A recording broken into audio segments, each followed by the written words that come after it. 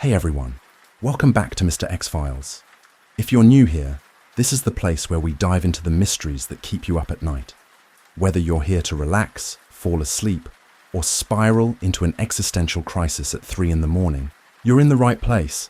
Drop a comment, let me know where you're watching from and what time it is for you.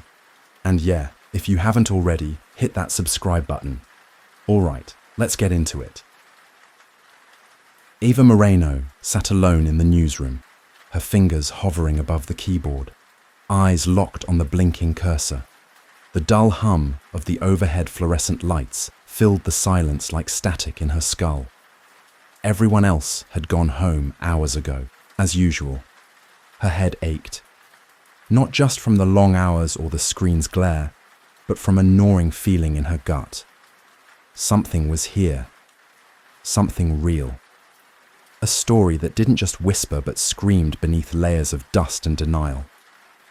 She glanced, again, at the email sitting in her inbox, the one that had arrived earlier that evening from an anonymous sender. Its subject line was blank, but the message inside sent a chill crawling across her spine. MK Ultra is just the beginning. Look deeper. They never fully stopped, they only changed names. Start with the lost transcripts from the 1950s. Then see how new subjects appear, even after the official closure. The truth is rotting in old boxes. A friend. Her heart thudded against her ribs every time she reread it. MK Ultra. A name that conjured up images of clandestine Cold War nightmares, LSD trials, psychological manipulation, unwilling test subjects. Everyone interested in dark corners of history had heard of it, but it had always felt historical, over, the kind of thing you'd watch in a low-budget documentary and then move on from. But this message, this wasn't history. Eva's eyes burned as she scanned the pages she'd already pulled from online archives. Most were declassified government documents. Well, partially. So many lines were blacked out, entire paragraphs swallowed in thick ink. She'd seen code names, mentions of volunteers, and words like involuntary sedation, safe houses, adjustment protocols. Nothing solid, nothing you could take to print. Just enough to disturb your sleep. She rubbed her eyes, exhaled, and leaned back in her chair.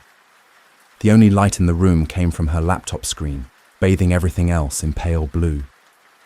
Shadows loomed on the walls, soft but unsettling. A sudden, sharp squeak from the hallway made her freeze.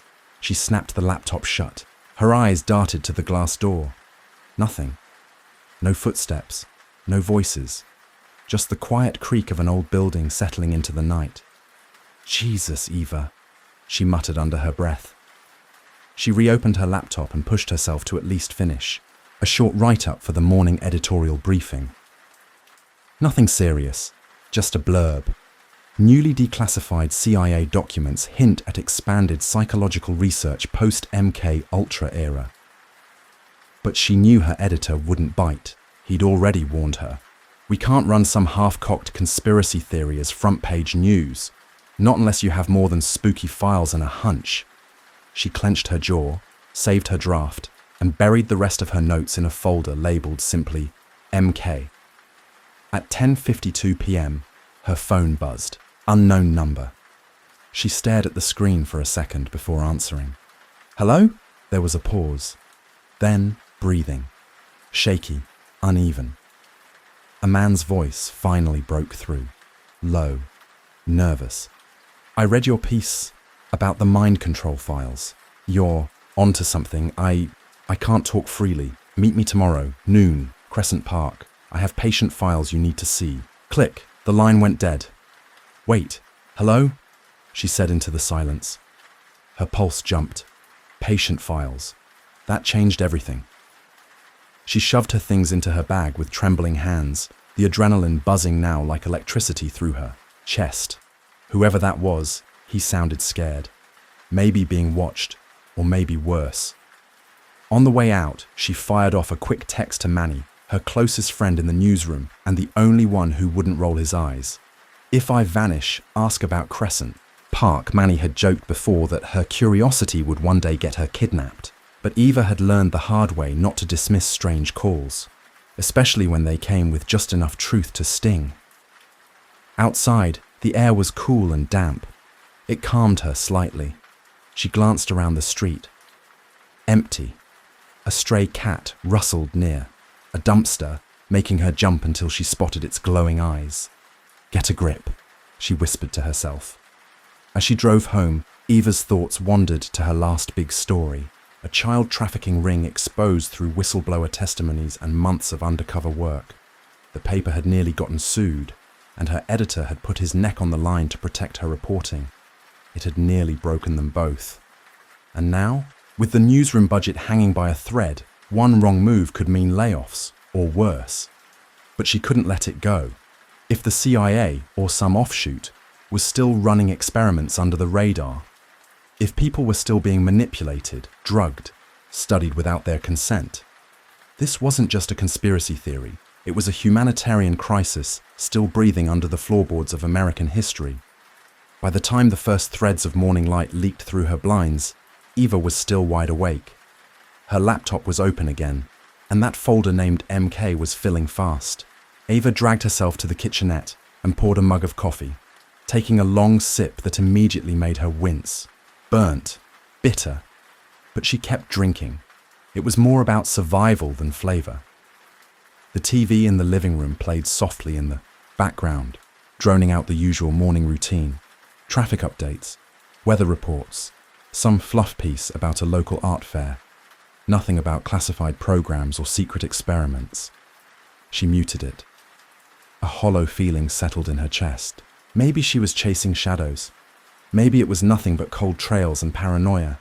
But then again, she reminded herself, Watergate started with a break-in story no one took seriously.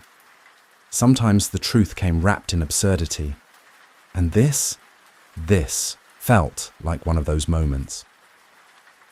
By mid-morning, Eva was back at her desk, trying to act normal.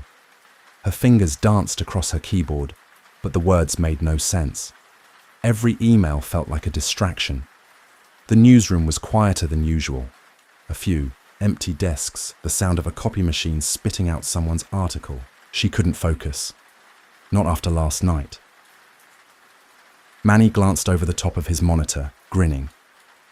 You look like you saw a ghost, kiddo. Eva gave a half-hearted smile and raised her eyebrows. Remember the text I sent you? He smirked. Yeah. Crescent Park. Got it. Don't worry, I'll be the first to sell your movie rights if you vanish. She rolled her eyes but felt a flicker of relief at the familiar sarcasm. When the clock struck noon, Eva parked across from the park entrance and surveyed the scene. Normal. Dogs on leashes, kids on swings, retirees chatting on benches. No black, SUVs, no trench coats. Still, her nerves buzzed like live wires. She walked the path slowly, eyes scanning faces. Then she saw him. A man leaned against a broad oak tree, arms crossed, clutching a manila folder to his chest. He looked out of place, clean-cut, mid-30s, dark-rimmed glasses, and an energy that screamed unease. Their eyes met. He gave her a short nod. Moreno? That's me, she replied. I'm Dr. Samuel Green, he said, offering a quick handshake. Psychiatrist. He looked over his shoulder before continuing. I wasn't sure you'd come. What do you have? Eva asked, voice low. He hesitated, his jaw tight. Patients. Several, actually. In their 20s and 30s. All showing signs of trauma. Deep, complex. But their backgrounds don't match up. They talk about being drugged, hypnotized, controlled. They describe memories that shouldn't exist, places, sessions, that don't appear in any official record. Some of them mention sensory deprivation. LSD. Eva's eyes widened. But that's not possible, she said.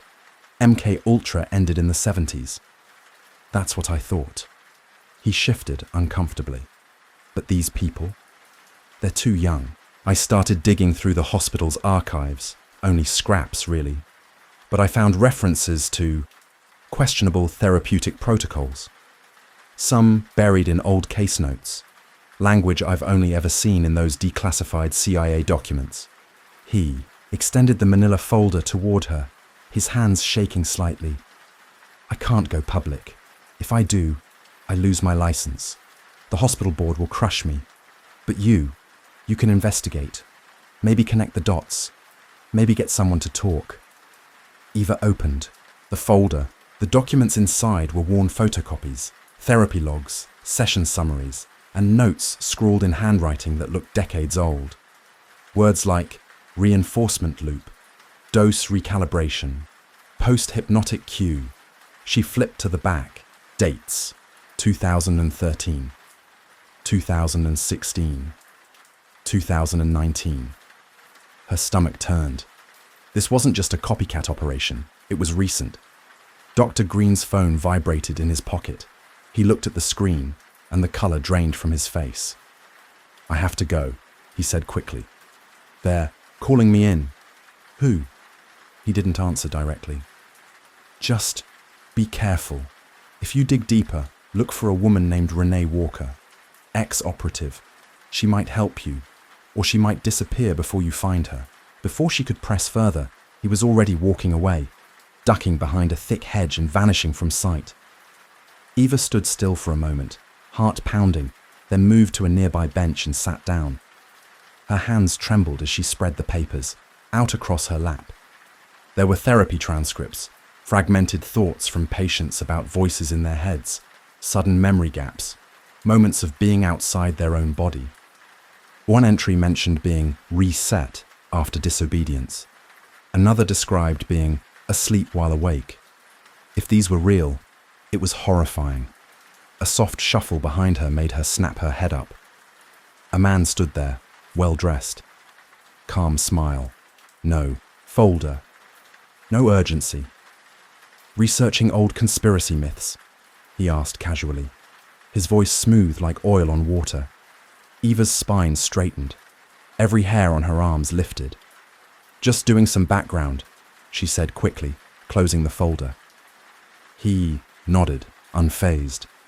Take care, Miss Moreno. Some things are best left untouched. He turned and strolled down the path, blending into the crowd like he'd never been there. She sat frozen for a few seconds, heart thundering. This was real. This was happening. She clutched the folder tighter. Manny's voice echoed in her memory. Better not vanish. Too late to turn back now. She returned to the office and rode the elevator to the sub-basement, the place few ever bothered with.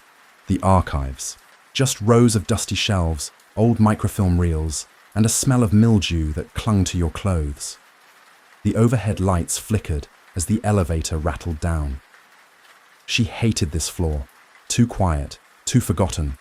But it was where old truths were buried. She needed to see if there was anything at all, connecting MK Ultra's original experiments to this new wave of cases. Because something was still alive. And it had noticed her. These moments didn't feel real.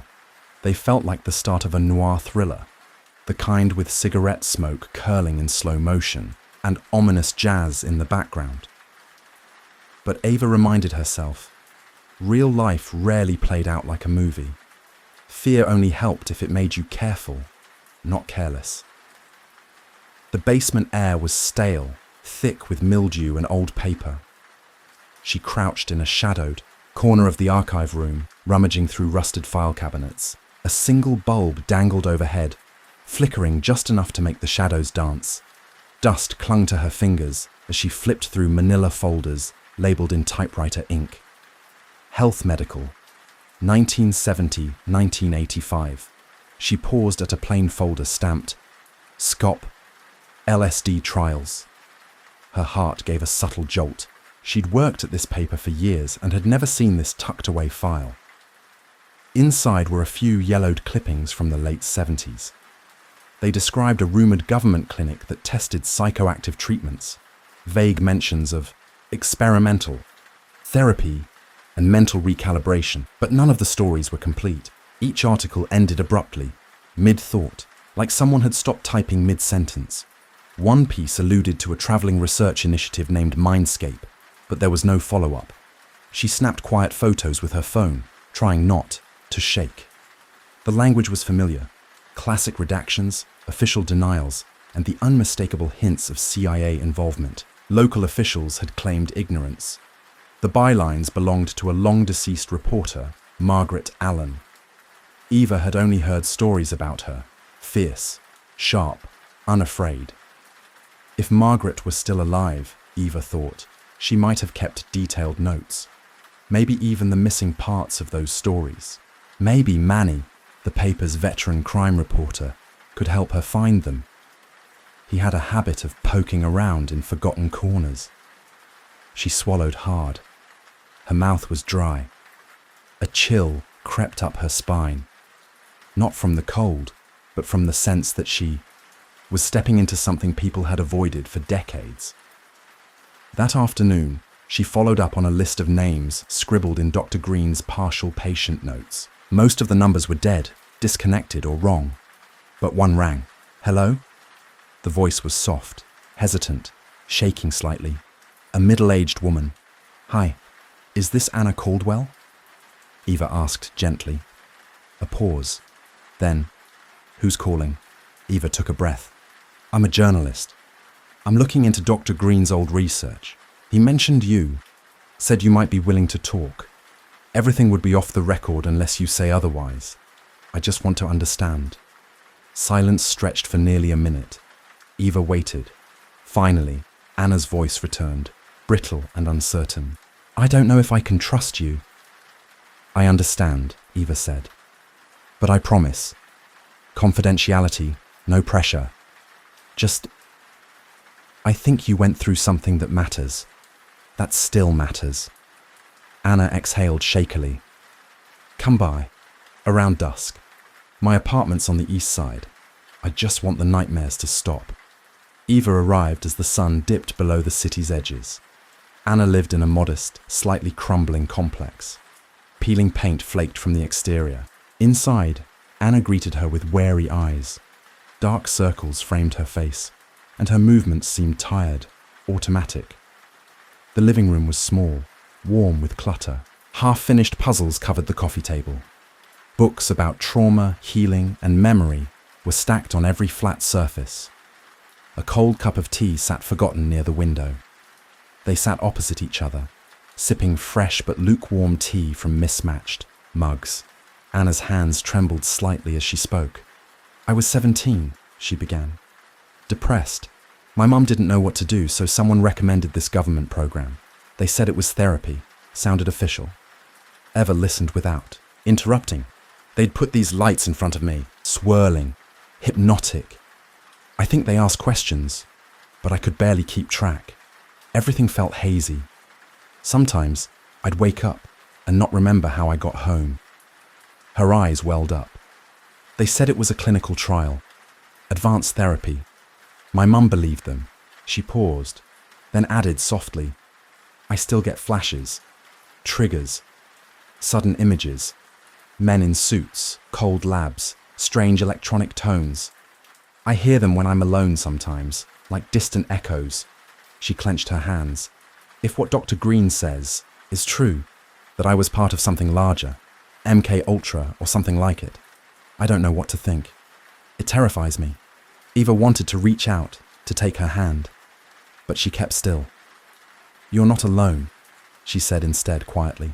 We'll find out what really happened. Anna nodded, a tear slipping down her cheek. Eva took careful notes. Before she left, she handed Anna a slip of paper. This is the number of a legal advisor. Free consultation, just in case.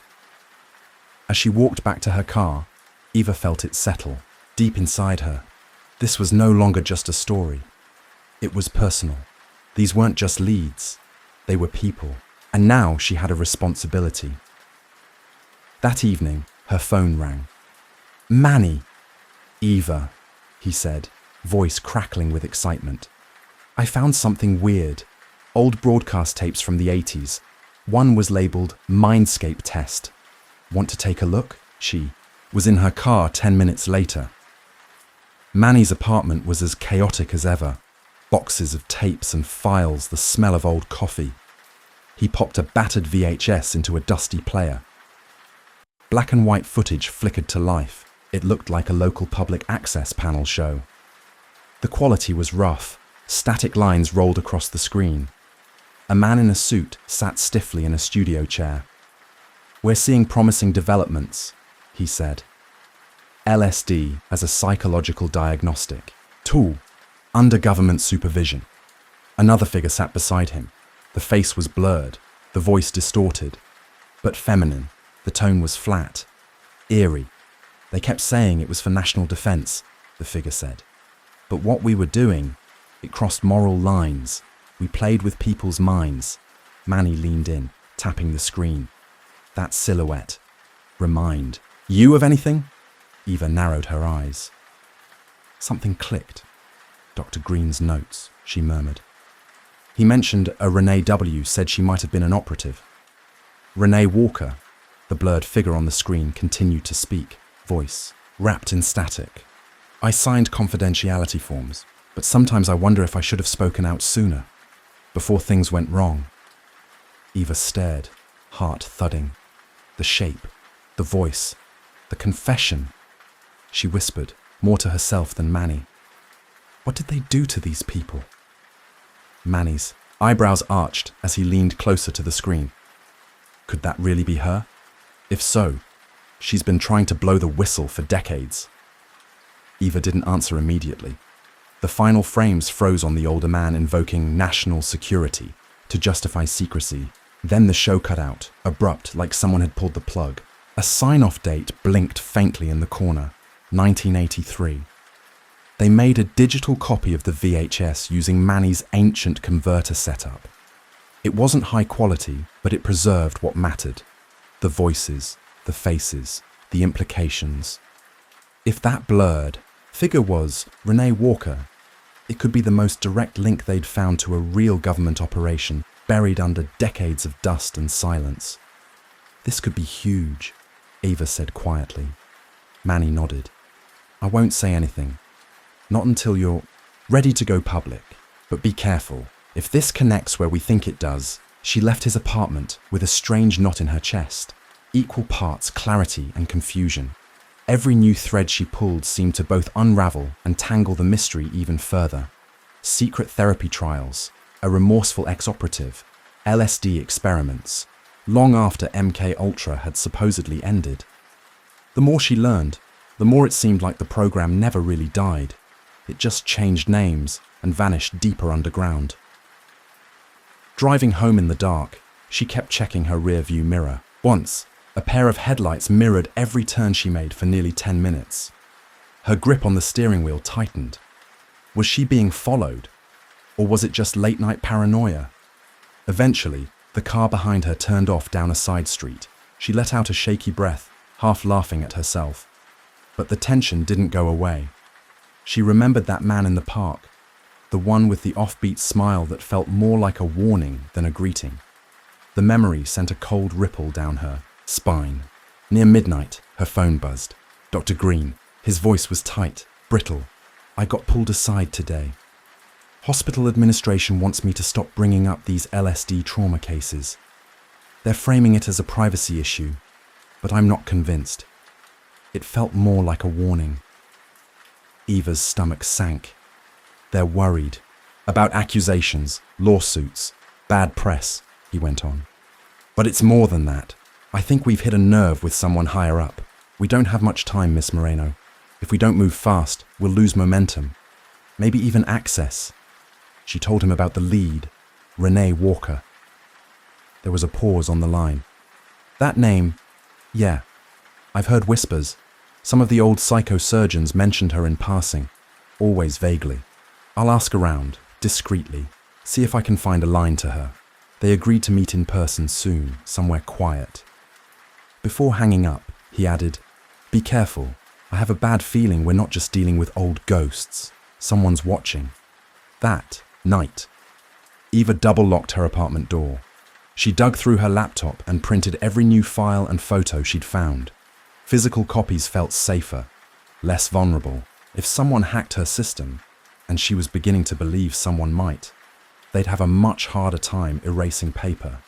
She taped the documents into a thick binder and slid it into a plastic bag, tucking it under her bed. As she closed her laptop, the screen flickered unexpectedly, just for a second, enough to spike her pulse. Was it a glitch, or someone trying to access her machine remotely? She shut off her Wi-Fi and powered down. Lying in bed, she stared at the ceiling, thoughts spiraling. She had pieces now, a story of psychological damage and government denial, with LSD therapy programs disguised as healing.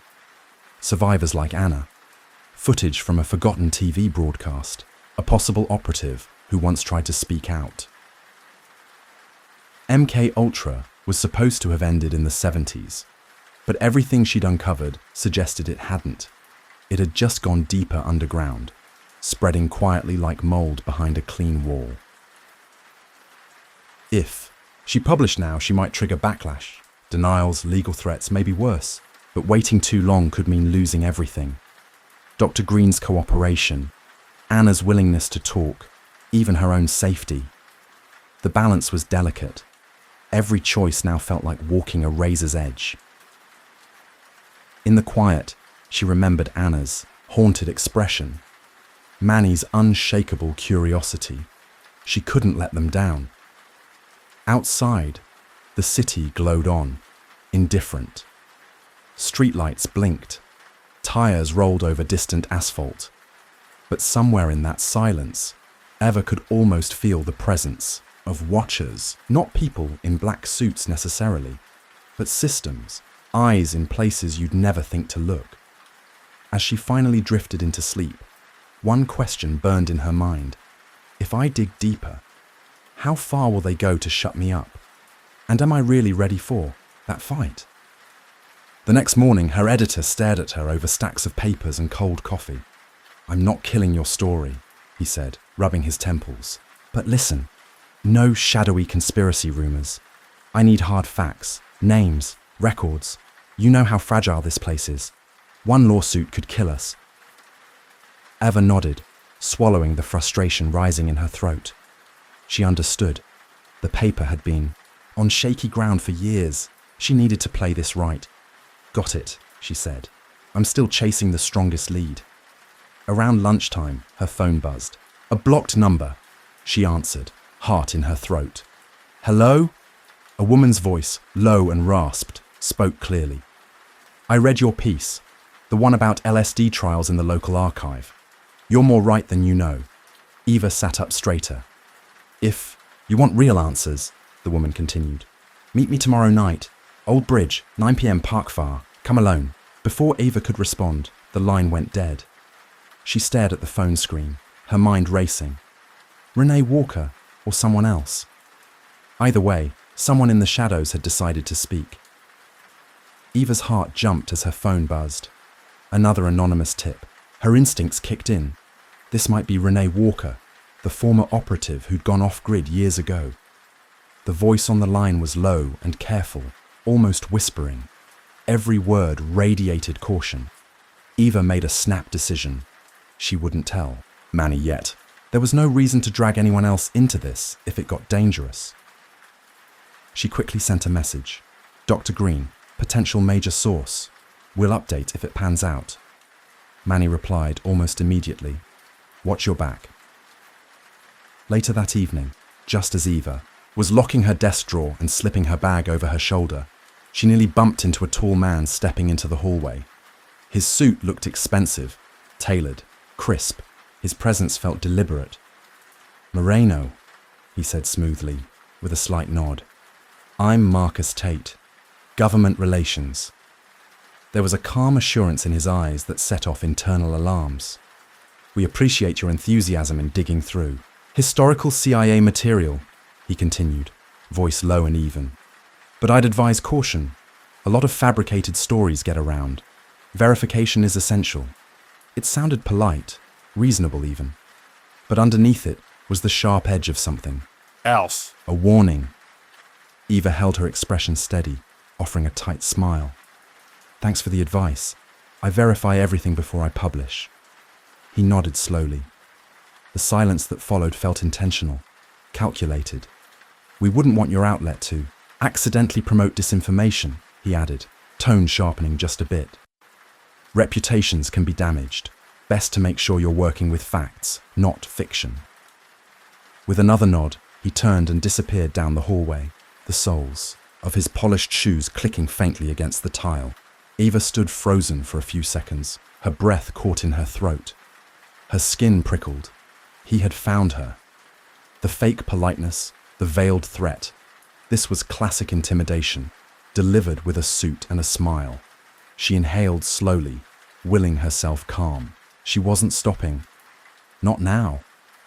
That night, her dreams were a tangle of cryptic interviews, masked figures in shadowed rooms, swirling papers and torn diary pages. She saw Anna Caldwell crying, saw Dr. Green's scribbled notes, the VHS tape flickering, with static. It was all fragments, chaotic, yet a pattern was forming. Eva sat up abruptly, soaked in sweat. Her clock read 4:10 a.m. She knew she wouldn't get back to sleep. Pulling her files closer, she flipped through handwritten transcripts, patient logs, research reports, everything that hinted at Project Mindscape. It was becoming clear. MK Ultra hadn't died. It had morphed, hidden under new names. The people involved had simply changed their masks. Her laptop chimed. An email. She stared at the subject line, a cold chill creeping up her spine. No sender. No subject. She clicked. Stop. We see you. Remember the children's story that ended in tragedy? That was it. One line. No signature. Her hands began to shake. She took a screenshot, forwarded it to Manny with the subject line. Threat. Fear twisted in her gut, but it was mixed with something else. Fury. Whoever sent that wanted her scared, silenced. She wouldn't give them that satisfaction. By morning, Manny was at her desk, face hard. You sure we shouldn't go to the cops? He asked quietly. Eva gave a tired shrug. They'd either call it a random troll, or if this runs as deep as we think, they could already be compromised.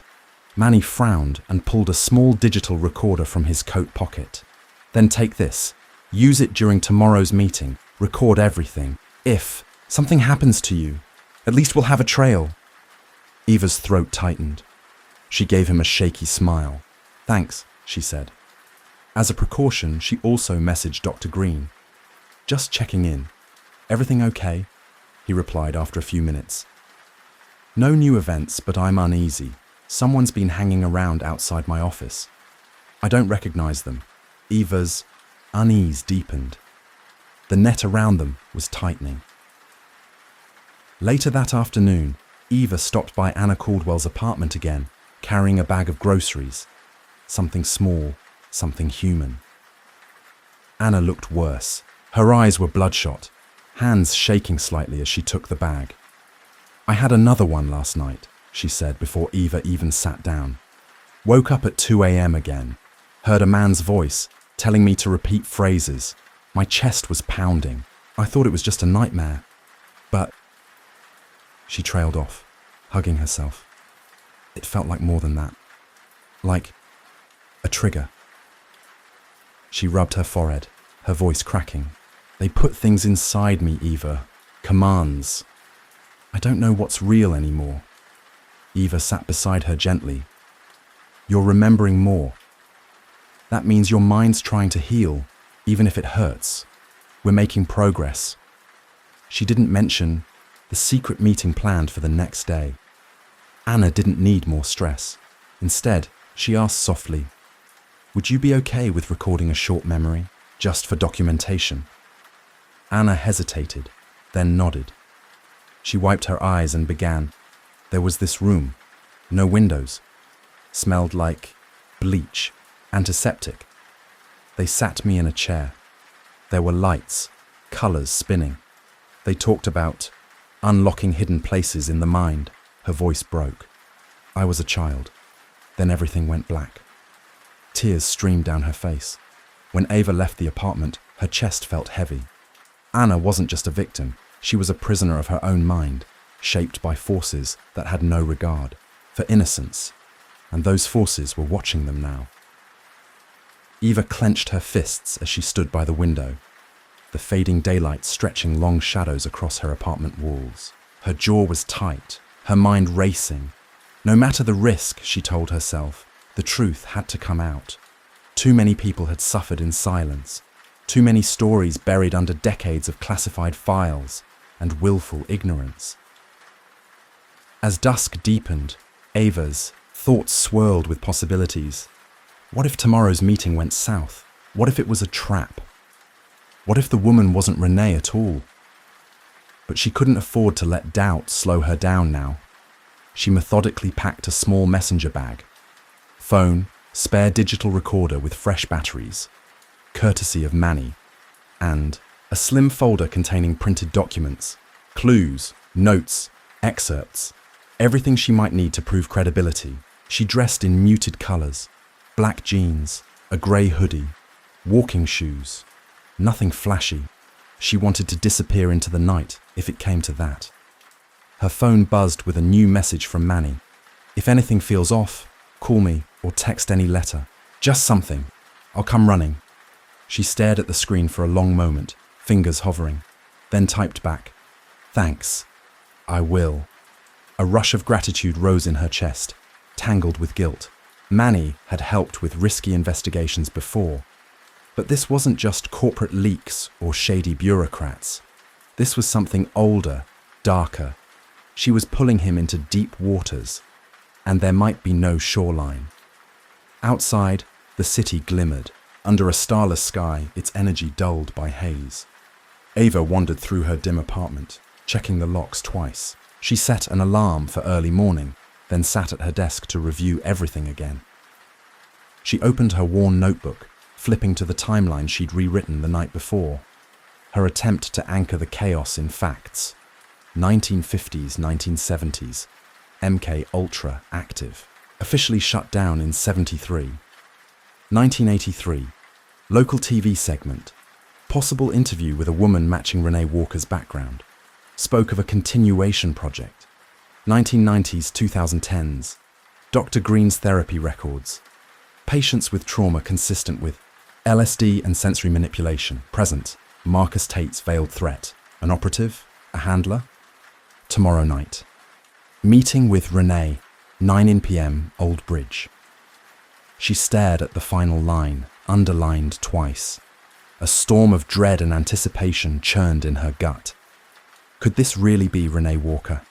If so, she might hold the final piece, proof that MK Ultra never truly ended, that it just changed its name and methodology, continuing behind layers of bureaucracy and false paper trails.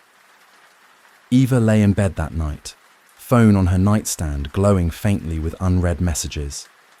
She couldn't sleep. Her eyes scanned the ceiling, tracing cracks that weren't there.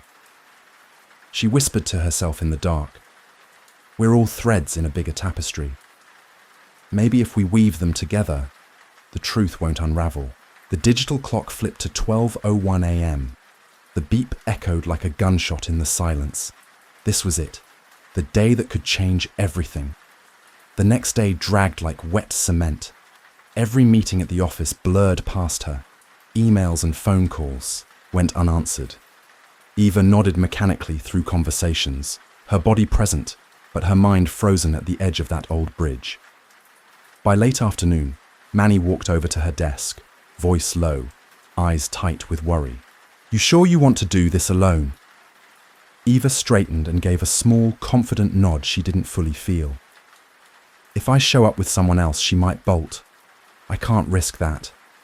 Manny exhaled, hands on his hips. "Just keep me updated. We can't afford to lose you to some black bag operation." "I'll text you as soon as I'm done," she promised. They didn't say what they both knew, that these people didn't play fair. They didn't leave trails.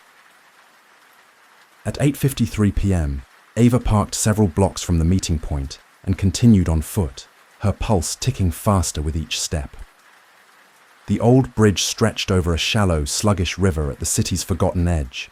Once built for trolleys, now it served only pigeons and rust. A broken street lamp buzzed weakly at its center, casting crooked shadows on the warped metal grates. She tightened her grip on the recorder and checked her phone. No new messages. The air was cold and still. Near the midpoint of the bridge, under the dim halo of that flickering lamp, a cloaked figure stood, shoulders hunched, not moving. Eva approached slowly, her breath loud in her ears. The figure turned slightly and lowered a hood. A woman's face emerged, deep lines etched by age and anxiety. Her grey hair was pulled back, eyes sharp despite their exhaustion. "You're Eva," she said, voice raspy and low. "I'm Renee Walker. That's all the introduction we have. Time for..." Eva nodded, heart thumping. Renee's eyes darted across the bridge. Her paranoia was palpable, like she expected spotlights to blaze on at any second. "Listen closely," she continued. "I was with the agency, not in the field, logistics, transport, scheduling, but I saw enough to understand what was happening." Eva kept still, watching every twitch of the older woman's face. MK Ultra ran officially from the mid-1950s to 73, that much is true. "But you already know that," Renee said. "What you don't know is what happened after. The programs never really ended. They just changed their names, their departments. They learned from the chaos of the early years, got smarter, cleaner, buried deeper." She leaned in slightly, lowering her voice to a whisper. "They started calling it Project Mindscape in the early 80s. Same methods, same drugs. But they added tech, subsonics, visual triggers, neuroharmonics. You understand? Not just LSD anymore. Not just isolation tanks. Entire therapy programs were built around it. Your Dr. Green? He wasn't just a therapist. He was a gatekeeper." Eva's blood ran cold. "Why now?" she asked. "Why tell me?" "Because I've been hiding for decades," Renee said, eyes glinting. "But it's starting again. And this time, they're not just targeting isolated test subjects. They're trying to scale it. Population-level manipulation." Eva stared at her, mind reeling. Renee's gaze hardened. "I have documents, not many, but enough. And a name you need to look into. But not here. I'll send instructions. Later, if I live long enough." Eva opened her mouth to respond, but Renee raised a hand. "No time. Go, now." Without waiting, the older woman pulled up her hood and vanished into the shadows beyond the bridge. Eva stood frozen in place, recorder still clutched in her hand, heart hammering in her chest. She didn't know what she had yet, but it was big, monumental, and very, very real. They had continued the sub-projects under new code names, quietly, carefully. Mind manipulation was still on the table. LSD had only been the beginning. They had tried hypnosis, experimental compounds, even attempts at memory erasure. And what Eva had read in official documents barely scratched the surface. Her pulse quickened. Without drawing attention, she pressed the small button on her recorder. "Does it still go on today?" she asked. Renee let out a shallow breath, eyes flicking toward the dark water beneath the bridge. Her voice came in fragments, like it hurt to say each word. "Yes, some labs still get funding. Quiet money, private contracts. A few doctors stayed, involved. I walked away decades ago, couldn't live with it anymore." She paused. "Back in '83, I tried to hint at the truth during a broadcast, thought I could sneak it in. But they buried it, discredited me. I got threats." She reached into her worn coat and handed Eva a small flash drive. "These are partial logs from the '90s, she said. "There's mention of something called Project Hyen.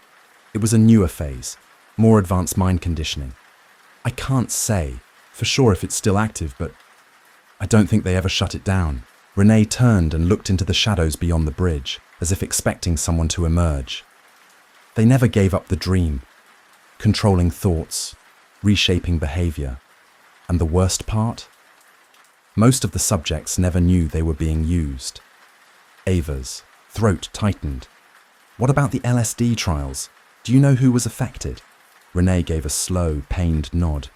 "Anna Caldwell, That name came up in old rosters. She was flagged as emotionally vulnerable, a teenager at the time. They sedated her, used subliminal cues, repetition, audio triggers. They were trying to shape her responses, her personality. In some cases, they aimed for total behavioral reprogramming. They wanted obedience, blank slates. A flicker of guilt crossed Renee's face. Her voice trembled. It was monstrous. I can't erase what happened, but I can help you bring it to light.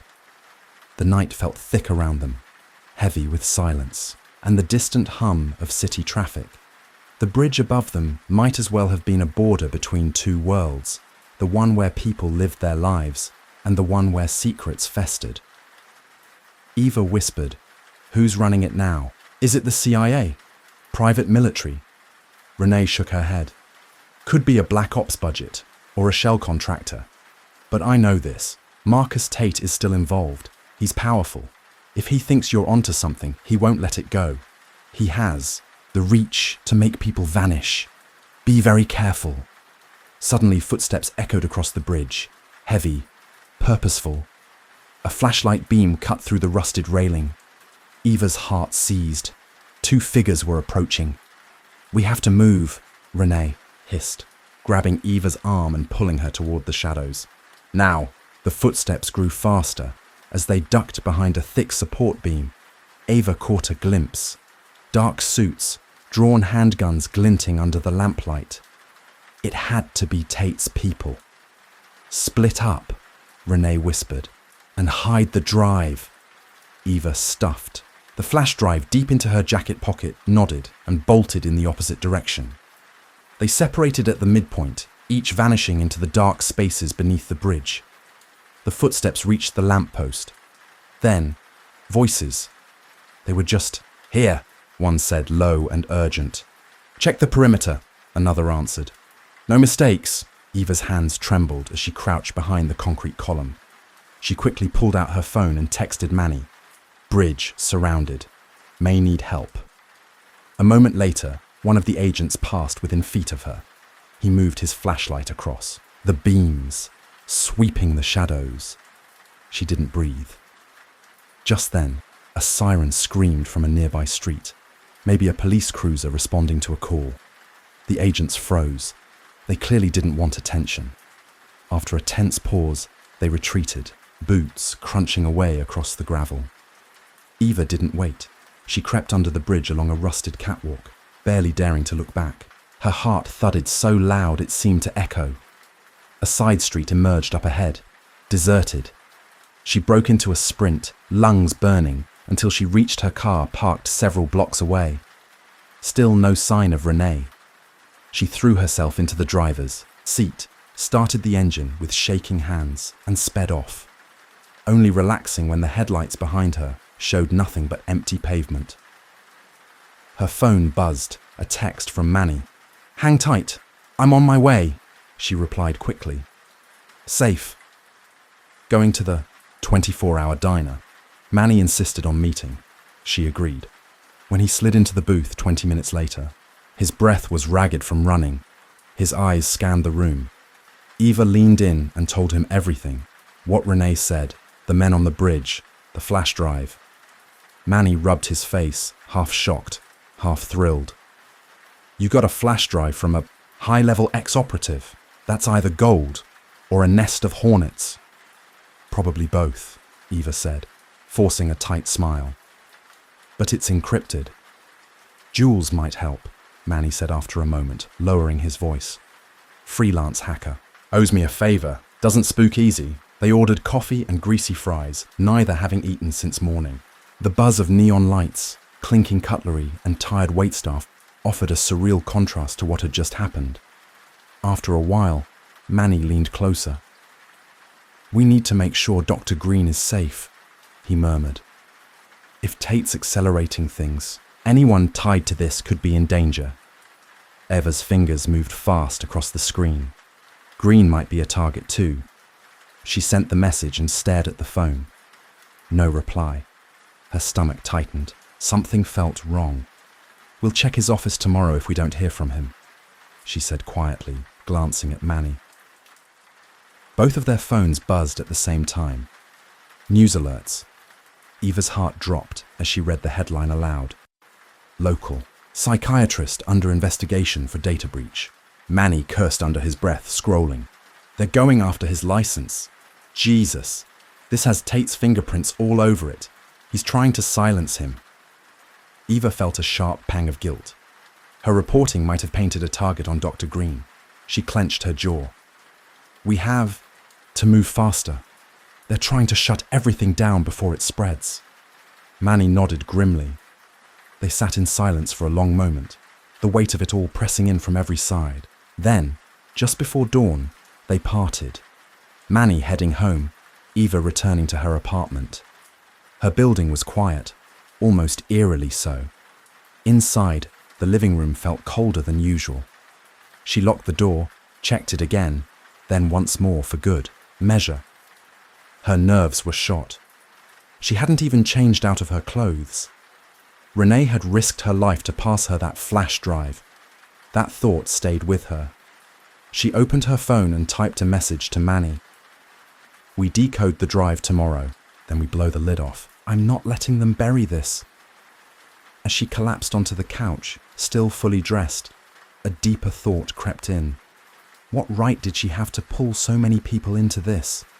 Green, Renee, even Manny. This wasn't just about a story anymore. This was a war against a machine designed to remain invisible, one that had evolved to erase truth itself. And yet, she couldn't ignore the way Renee's voice trembled when she spoke, or the haunted look in her eyes. She couldn't forget how betrayed Dr. Green sounded in their last call. And what about Anna Caldwell? How many like her had vanished, manipulated, rewritten? She lay there with her eyes open, unable to sleep. Outside, the city's neon haze glowed against the sky like a low-burning fire. She pictured those two men on the bridge, stone-faced, emotionless, erasers in human form. Eva stared at the ceiling until light crept between the blinds. At some point, she dozed off for maybe an hour. Her neck ached, her body was stiff. Her phone buzzed non-stop. She sat up, rubbed her eyes, and looked. Tons missed calls. 6 messages from Manny. The most recent one stopped her heart cold. Where are you? Green's gone. His clinic says he's on emergency leave. Might have been taken. Eva's blood went cold. She hit call. Manny picked up instantly, his voice tense and breathless. Security footage at the hospital. Green was walked out by 2 men into a black SUV around midnight. There was some kind of authorization on paper, no official explanation. He's gone, Eva. She stood frozen. They moved faster than she expected. This was retaliation, warning, cleanup. There's no time for subtlety anymore, she said. They're removing anyone connected to this. We still have the drive, Manny reminded her. Jules is waiting. We meet now, we get it decrypted, and we drop everything online. Eva was already moving. Send me the address. She packed in minutes. Laptop, flash drive, external power bank, backup phone, then bolted for the door. 20 minutes later, she ducked into a narrow alley entrance behind a grimy cafe.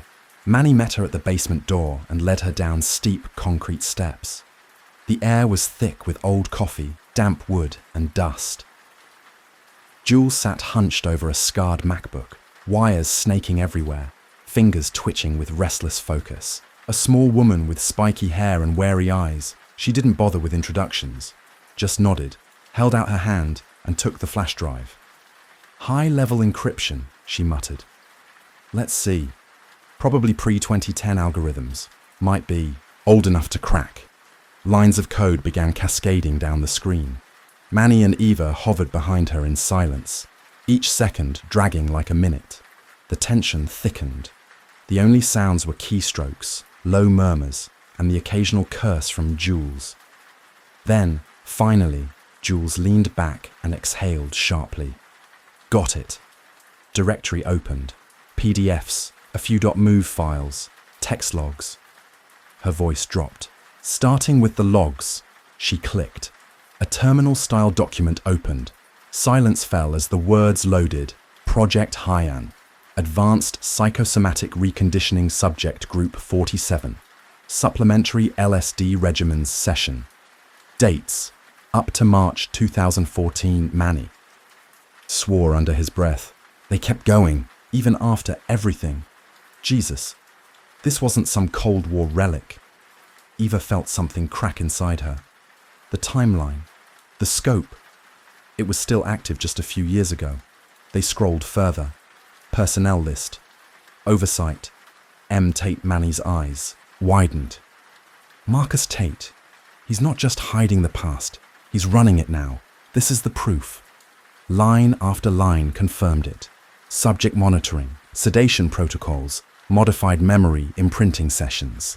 There were files labeled with phrases like neurobehavioral shaping, compliance conditioning, and adaptive obedience frameworks. Jules quietly opened one of the attached PDFs. The title sent a chill through them both. Survivor Case File. ANA. C1979 inside were pages detailing Anna Caldwell's involvement as a minor, interview transcripts, response tests, EEG readings, notes on her emotional pliability. Eva felt like she was going to be sick. Another document was simply titled, Dr. G. Flagged risk. Monitor closely. It was green. They had known he might talk. He was under surveillance. Eva and Manny locked eyes. Nothing needed to be said. The machine wasn't a relic.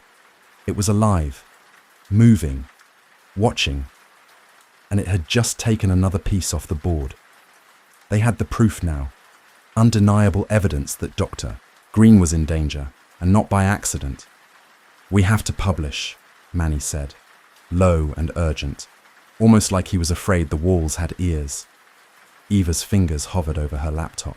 She was preparing to upload everything to the paper's secure server when her phone buzzed. The name on the screen sent a jolt through her stomach. Marcus Tate. She hesitated, then answered, trying to keep her voice steady. Hello? Tate's voice came through, sharp and cold. I assume you've received something from Monsieur Walker. Eva's pulse jumped. What's this about?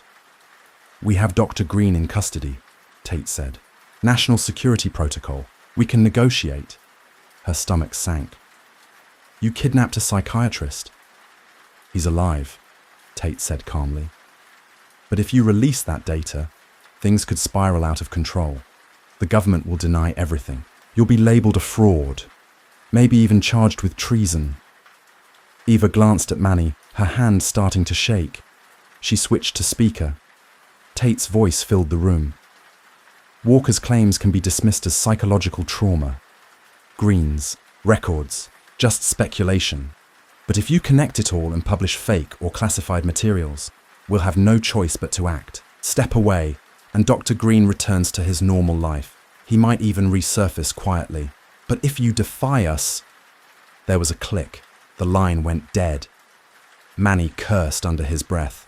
That was blackmail. He's using Green's life as leverage. Eva's hand hovered over the trackpad, uncertain. She felt as if the weight of the entire world had just landed in her lap.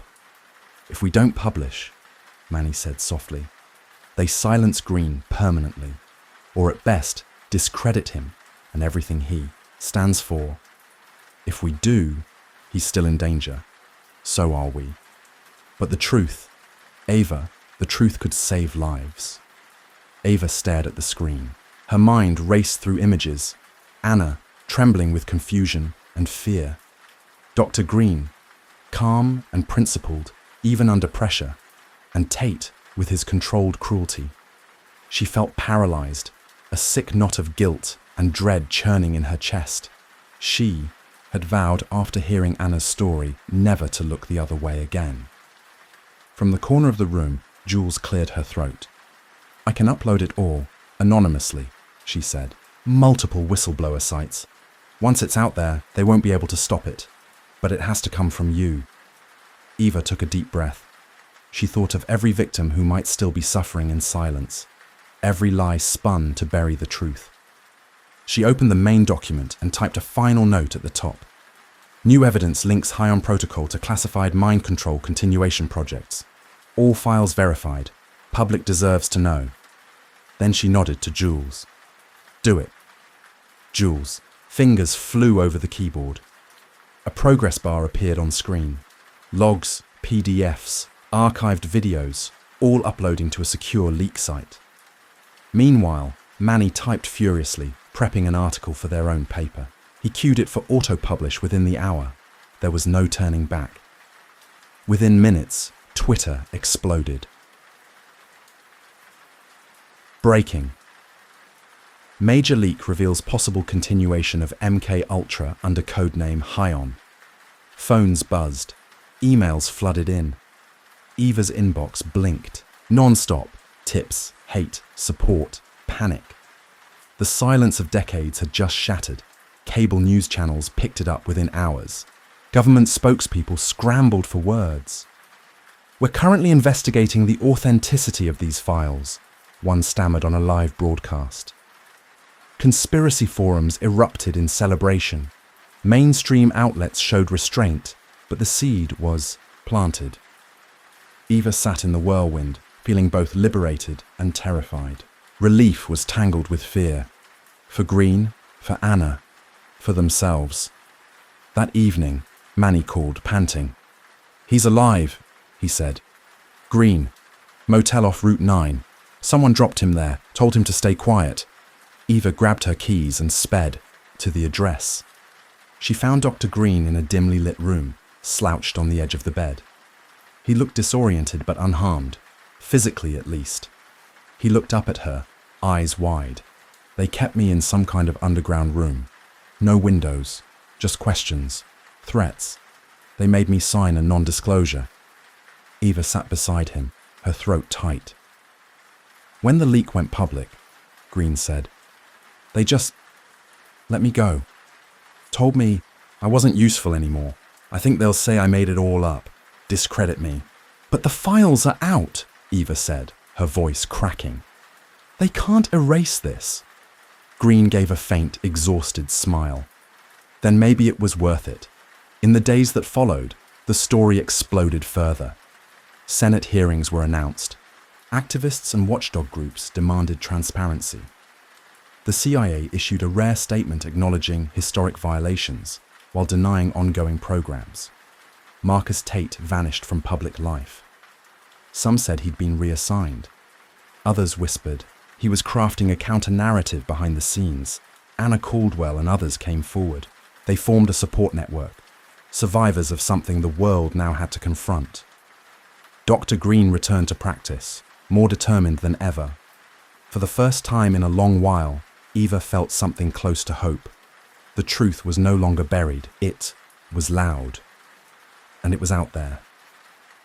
Eva's article went viral, propelling her from a regional investigative reporter to a national voice almost overnight.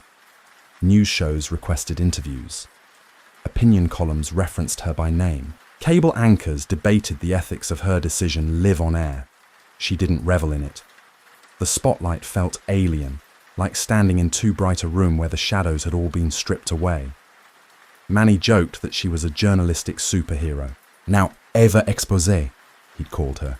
But all she felt was relief, not pride. Relief that the story hadn't been buried. Relief that Green was alive. Relief that Anna had some piece of peace. But the cost still clung to her ribs. Fear had walked beside her every step. She'd nearly lost her friend. They had all been one wrong move away from disappearing without a trace. And they still might be.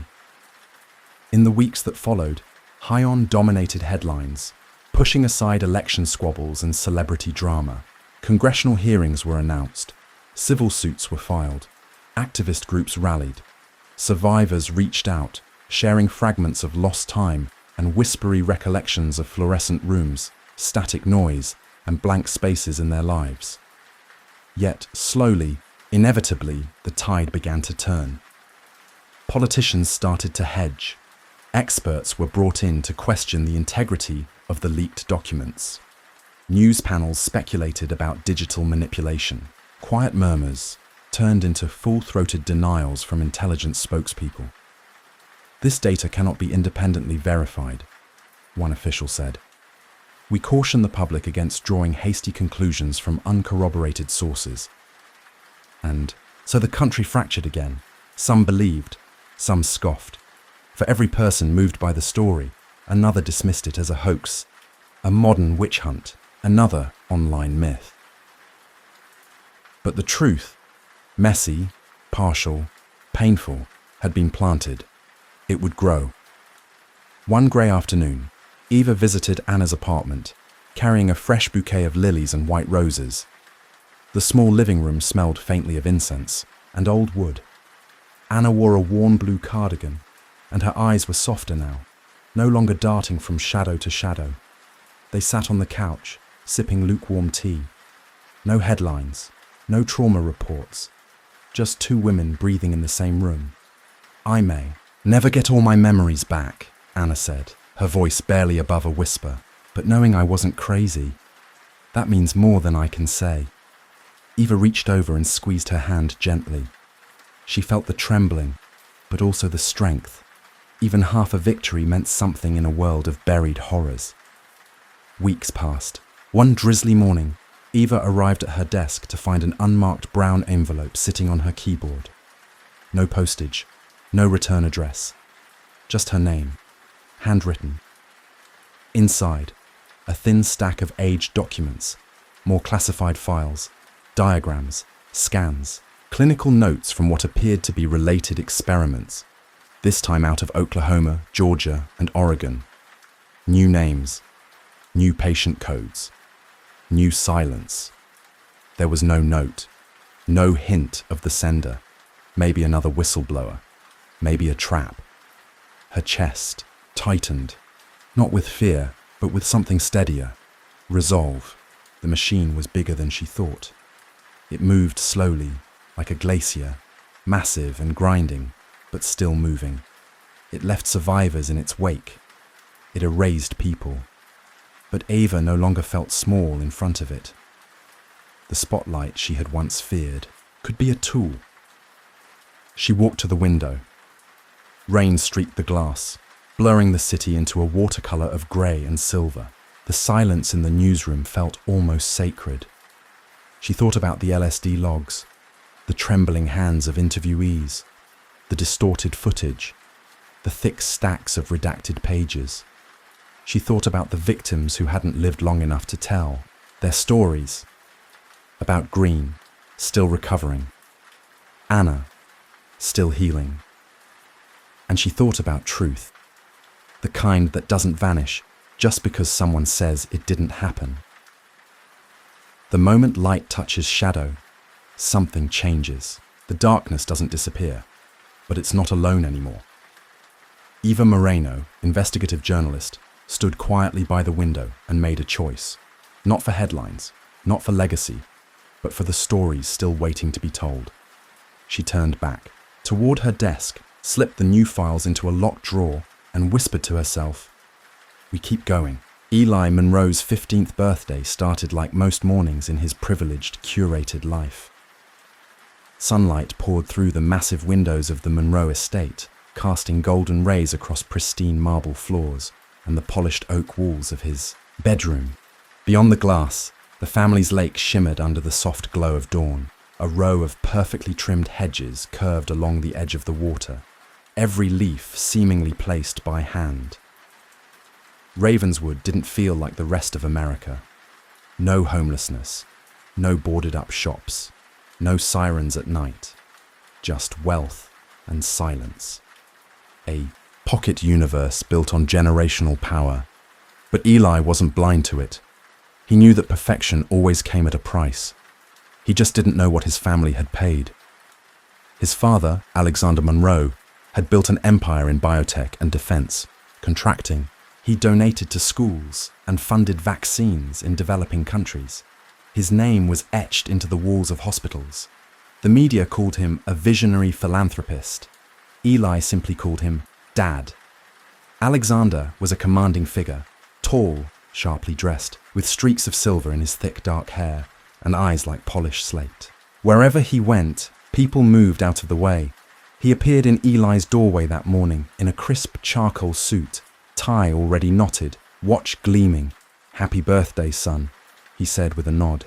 15, a meaningful age. Eli smiled, but his gut twisted. His father's tone didn't match the occasion. It was the clipped, formal voice he used in boardrooms, not at breakfast. "Thanks, Dad. I'll be in meetings until the afternoon," Alexander said, checking his watch. "We'll celebrate tonight. The guests arrive at 7. "Okay," Eli said, hesitating. "Anyone I know?" His father didn't answer. Instead, he turned toward the hallway. "I left something for you in the study, a small gift. Start your day with that." Then he walked off, already pulling his phone from his pocket. Eli got dressed slowly, unease sitting in the back of his mind like a shadow that didn't belong. The study was a room he'd only entered with permission. It was his father's sanctum. Mahogany shelves, military plaques, strange old books with embossed symbols.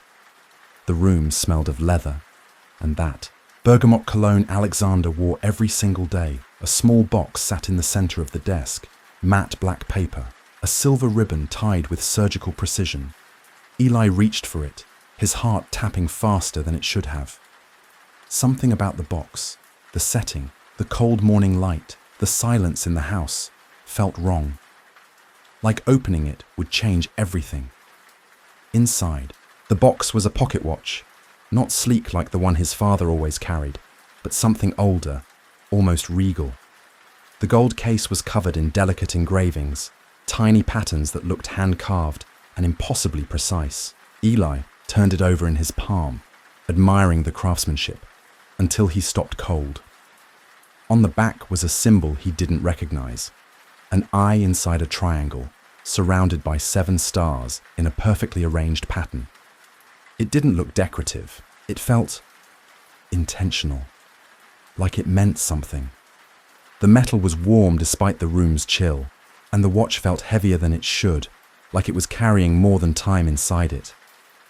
He slipped it into his pocket, unsettled but curious, and turned to leave. That's when he noticed something strange. The bookshelf behind his father's desk wasn't sitting flush against the wall. A thin sliver of shadow ran along its edge. Eli stepped closer, heart thudding now, and tugged gently. At first, it resisted. Then, with a quiet click, the entire shelf swung open on hidden hinges. Behind it was a recess with a wall safe. Eli should have walked away. Years later, he would remember this moment vividly. The quiet air of his father's study, the weight of the watch in his pocket, the exact way the dust floated in a beam of light coming through the window. He'd come to understand that this was the beginning of the unraveling, when his safe, perfect life began to crack. But at 15, Eli didn't know that. All he saw was a puzzle, and he'd always been good at puzzles. The safe had a keypad, 6 digits. He tried his birthday. Nothing. His father's? Still nothing. Then he paused, thinking back to a date that had been seared into his memory. His mother's first hospitalization. He'd seen it on insurance forms, doctor's letters, every time she'd gone into treatment for her nervous episodes. He entered the date. The safe clicked open. Inside were several items. A worn leather journal, a few USB drives labeled in small, neat handwriting, and a single silver key that gleamed under the soft light. Eli's fingers trembled slightly as he picked up the journal. The handwriting inside was unmistakable, his father's sharp, deliberate script. But the content made no sense. Symbols were scrawled between strange coded text. Some of it looked like math, some like a foreign language, all of it unreadable. Still, some names jumped out at him, names he recognized, senators, tech billionaires, diplomats, who'd once sat across from him at their dinner table, laughing and sipping from crystal glasses. Each name had a date, a number, a word, either compliant or resistant. Eli's stomach turned. A soft creak from the hallway made him jump. He shoved the items back into the safe, except one USB drive. It was labeled simply, "The Path." Without thinking, he slipped it into his pocket next to the watch and pushed the shelf back into place just as the study door opened. Mrs. Winters stood, there in her crisp uniform, the housekeeper for as long as he could remember. Her smile was polite, but her eyes were hard to read. "There you are, Eli," she said smoothly. "Your mother's asking for you." He nodded, still a little breathless. "Thanks. I'll go now." Sarah Monroe's suite was on the east side of the estate, as far from his father's wing as the layout allowed. Her rooms were sun-drenched and peaceful, filled with soft furniture and flowering plants. The medical equipment had been disguised to look like part of the decor.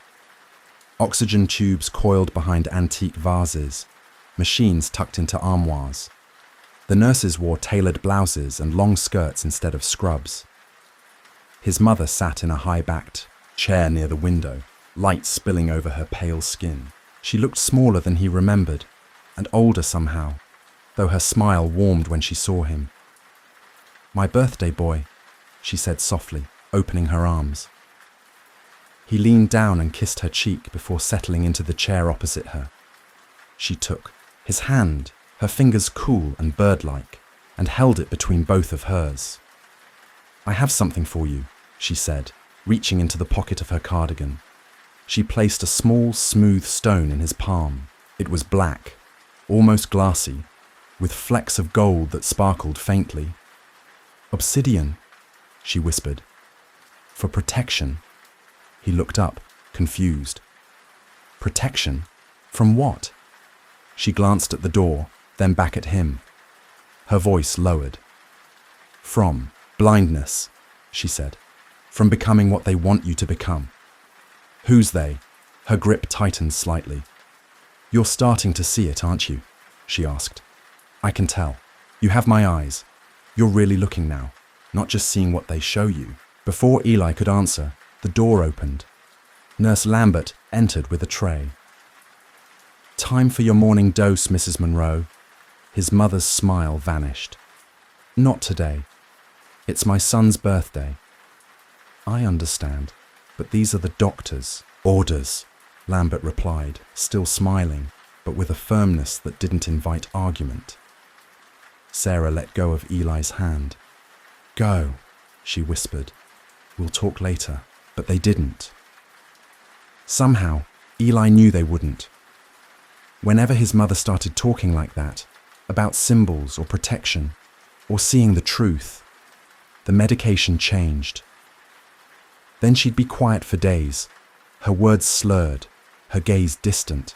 He hated it, but there was nothing he could do. That evening, the Monroe estate was transformed for Eli's birthday. Lanterns glowed along the garden paths, casting golden light on trimmed hedges and stone fountains. A string quartet played under the pavilion where tables had been arranged around a dance floor. Servers in black and white glided between guests, offering trays of drinks and delicate hors d'oeuvres. The guests were exactly who you'd expect. His father's colleagues, local, politicians, important names from the community, and scattered among them, Eli's classmates from Ravenswood Academy. Handpicked by his parents, of course. Everyone smiled. Everything looked perfect. But Eli's thoughts kept drifting back, to the journal, to the names, to the triangle, and the eye, to the USB drive burning in his pocket like a secret waiting to be opened. Eli stood beside his father near the edge of the garden, greeting guests with the calm poise drilled into him over years of formal gatherings. He smiled, shook hands, nodded at people he barely knew. All the while, the antique pocket watch pressed, heavily against his thigh from inside his pocket, a constant, silent reminder of what he'd found that morning. "Eli!" a familiar voice called. Charlotte approached, her golden hair styled to perfection, her satin dress catching the light.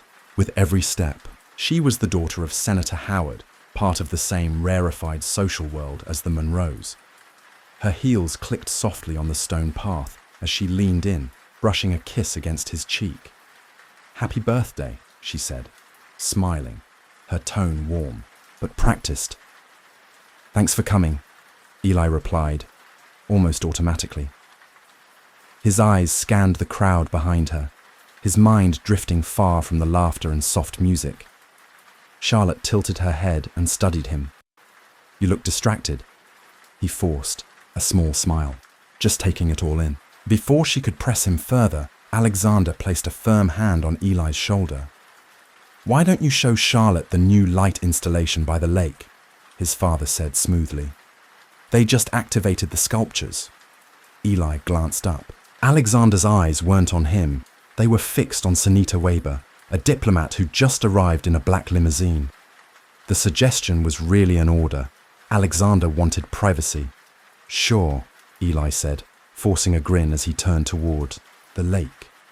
Charlotte linked her arm through his with casual grace. "Your parties always feel like international summits," she said as they walked. "It's supposed to be a birthday, but I half expect someone to propose a treaty." "That's just how my dad does things," Eli replied. Charlotte gave a nervous laugh. "He kind of scares me. He's so intense. Like he's always watching people, sizing them up. He's just analytical," Eli said, automatically defending him. But deep down he knew what she meant. His father didn't look at people. He calculated them, like pieces on a board. After they reached the glowing sculptures near the lake, Charlotte lingered for a few minutes, admiring the lights. Eli made an excuse to head back to the house, saying he needed to check on something. Truthfully, he just needed to be alone. Back inside, the buzz of conversation and laughter faded behind closed doors. The estate's main house was hushed, dimly lit with warm amber sconces along the hall. He walked quietly, hands in his pockets, passing the study, and paused. His father's voice carried through the partially open door.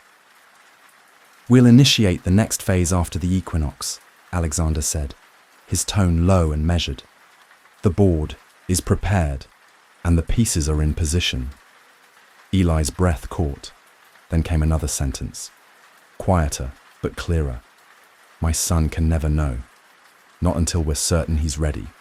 The bloodline must continue, but only under our terms." Eli felt his chest tighten. He leaned silently against the wall, his heart hammering so loudly he was afraid it would give him away. Inside, there was a pause. Then Alexander spoke again, this time alone, as if reflecting. "The burden of knowledge. Some are never ready to carry it." Footsteps. Eli backed into the shadows just as his father exited the room, walking right past him without noticing. Once the hall was clear, Eli exhaled shakily, then turned and made his way back to the garden. But everything felt different. The lights, the music, the laughter.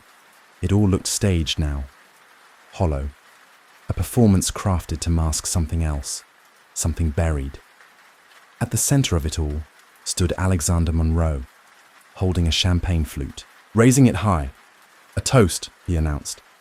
"To my son Eli, on his 15th birthday. May he continue to make us proud, as he grows into the legacy before him." Applause followed. Laughter, clinking glasses.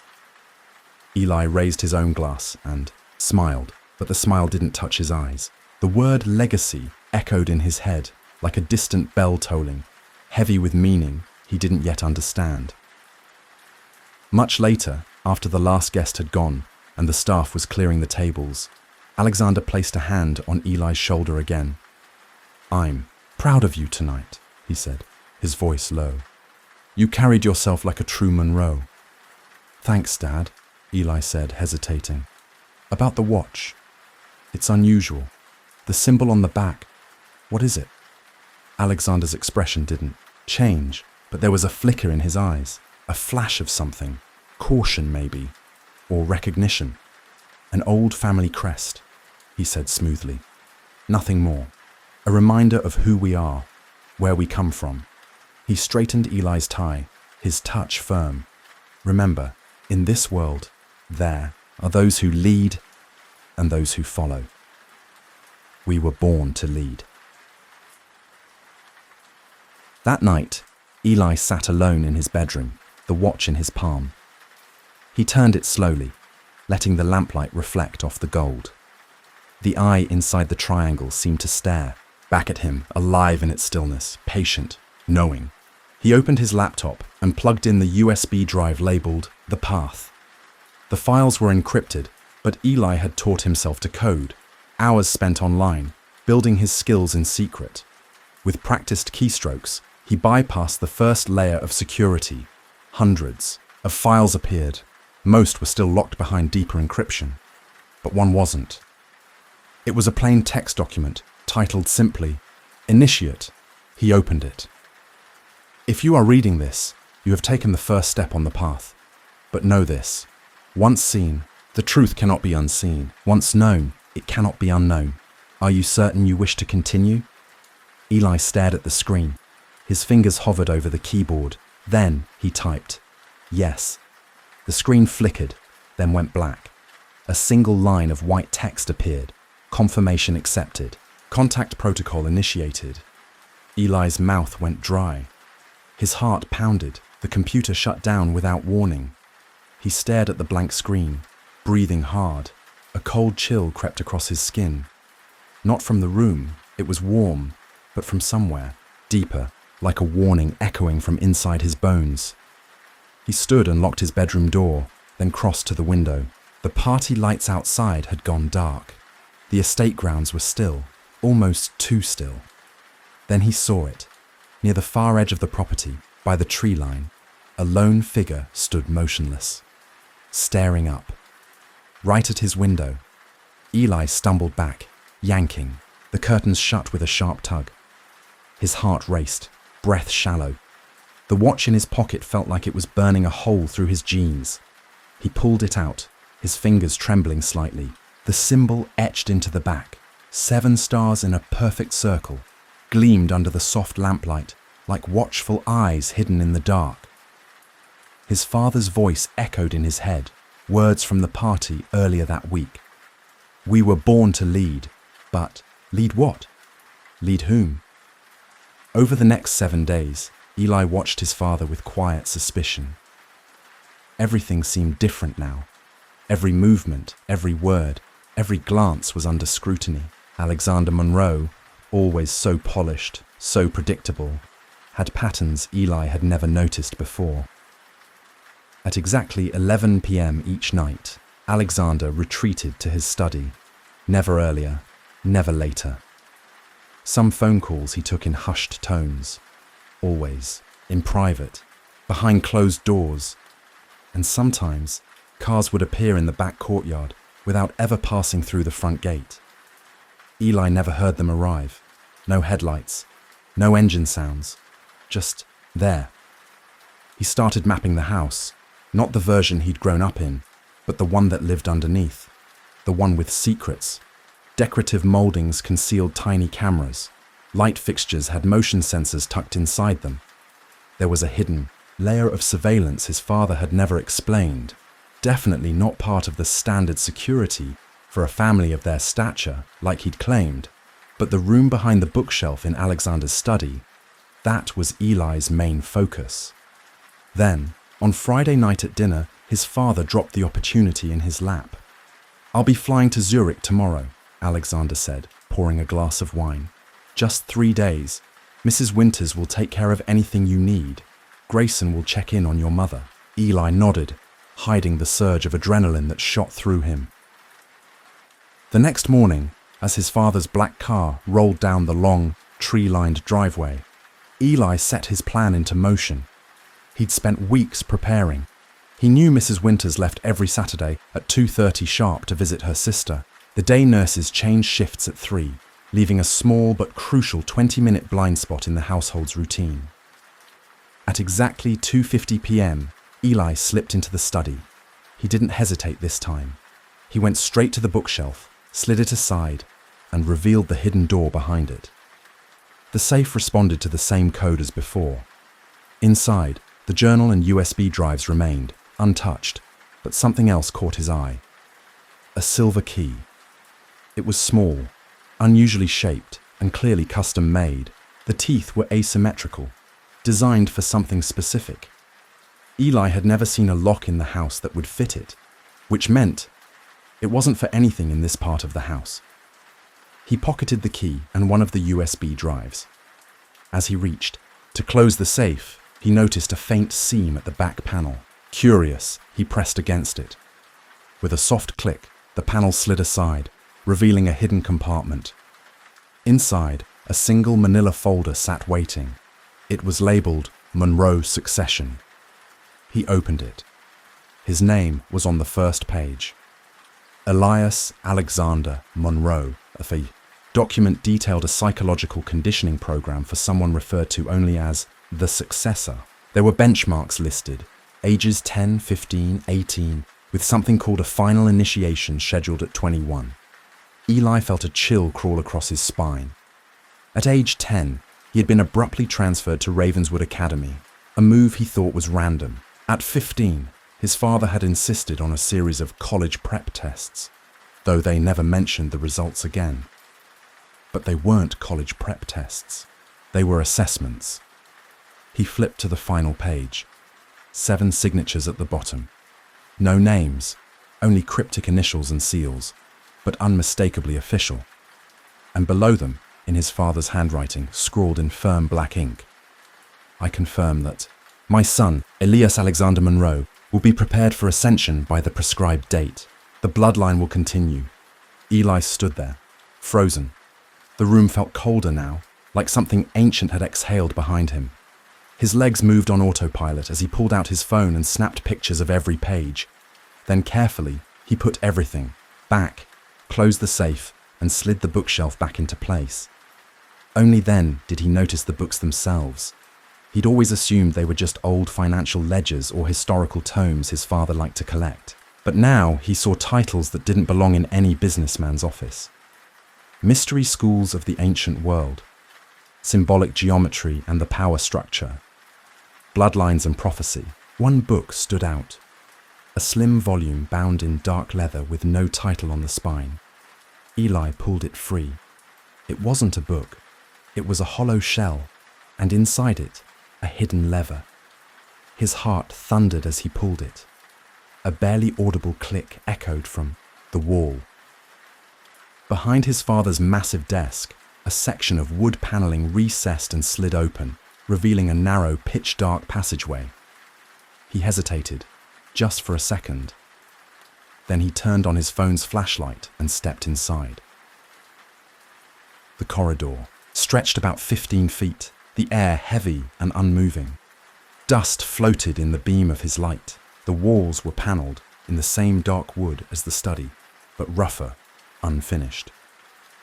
At the end, it opened into a small, square room, roughly the size of his bedroom, and what lay inside that room, Eli wasn't ready for. Unlike the warm wood, panelling and polished finishes of the main house, this hidden space felt sterile and cold, clinical in a way that made Eli's skin crawl. The walls were plain white, but they were far from empty. Corkboards lined every side, packed with maps, documents, and photographs. Dozens of red, yellow, and blue strings stretched between pins like the web of a massive conspiracy. In the center of the room stood a long metal table.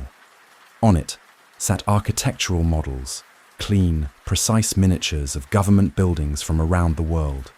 The US Capitol, the European Parliament, the Kremlin. He even spotted one that resembled the Reserve Bank of India. Along one wall stood rows of filing cabinets, each drawer labelled with a year, going back decades, but it was the far wall that drew Eli in like a magnet. A massive world map dominated it, laminated and marked up with the same symbol from the back of his watch, 7 stars in a perfect circle, repeated over and over. Dozens of pins were stuck across all continents, each marked with symbols and tiny handwritten labels. Beneath the map ran a black timeline titled in bold capital letters, The Grand Design, 2025-2050. Below the title were photographs, dozens of them, arranged in a pyramid structure. Eli recognized many of the faces: presidents, prime ministers, tech moguls, banking executives, defense officials, world leaders both current and former. Some photos had red X's drawn through them. Others had gold stars next to them. A few had question marks. Beside each photo were handwritten notes in his father's neat script. Controlled, resistant, but leverageable, unreliable, replacement arranged. At the very top of the hierarchy was a familiar symbol, an eye inside a triangle, the all-seeing eye. Beneath this chart, in a separate section labeled Bloodline Succession, Eli found photographs spanning multiple generations of his own family. Old black and white portraits, more recent color photos, and near the bottom, a school photo of himself taken last year. Scribbled next to it, potential confirmed, final preparation phase initiated. Eli stepped back, his chest tightening. The vast room was spinning. He felt like he was standing in the center of something vast and invisible that had always existed just beyond his perception. In the corner of the room, a computer terminal sat dormant, its monitor dark. Beside it lay a thick, leather-bound journal, larger than the one in the safe. Eli opened it, and inside were page after page written in an intricate coded language. In between the symbols were hand-drawn diagrams, planetary alignments, star, charts, and what looked disturbingly like ritual layouts. He flipped deeper. Glossy photographs had been tucked into certain pages. Men in expensive suits standing around a stone table that looked almost like an altar. His father was among them in several photos. Each man wore a medallion, silver, with the all-seeing, eye etched into its center. Eli's hands trembled as he snapped photo after photo with his phone. There was no way he'd be able to absorb it all in one sitting. The scale of what he was looking at was unthinkable. This wasn't business. It wasn't politics. It was control. It was coordination. It was real. The word floated to the front of his mind, even as he tried to reject it. Illuminati. He had always brushed off the idea as a joke, something internet weirdos obsessed over in their basements. But now, standing in this room, surrounded by physical proof, photographs, notes in his father's handwriting, detailed plans, it was harder to deny. His father wasn't just a successful businessman, he was part of something ancient, something terrifying. Eli turned to leave, but paused when he saw something on the desk, a USB drive, identical to the one from the safe. But this one had a handwritten label, surveillance subject, EM, his initials. He stared at it for a moment, then quietly slid it into his pocket.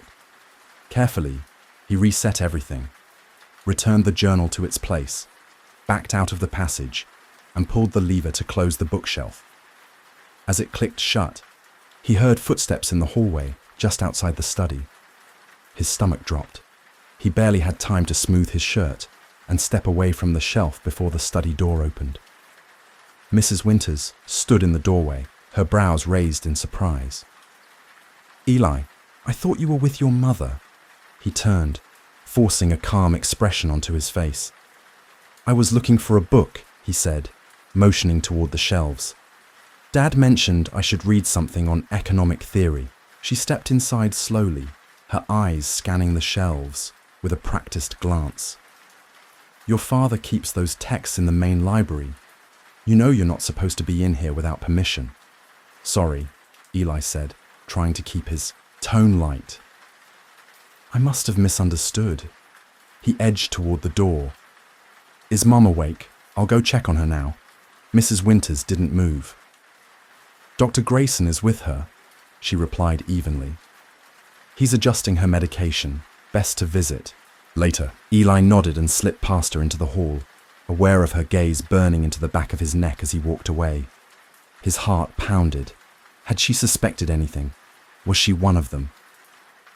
That question refused to leave his mind. If what he saw in that hidden room was real, if this conspiracy ran as deep as it seemed, then anyone could be involved. His teachers, his friends, parents, maybe even Senator Weber, Charlotte's father, who always seemed a little too deferential to Alexander Monroe. When he reached his room, Eli locked the door, pulled the blinds, and shoved a chair under the handle for good measure. He sat at his desk, pulled out his laptop, and inserted the newly discovered USB drive. Whatever was on it, he had to know. Unlike the encrypted drive, this one opened instantly. No password, no security. As if whoever had been monitoring him never imagined he'd get this far. Eli's stomach knotted as the folder loaded. Hundreds of video files, dating back years. He clicked on one.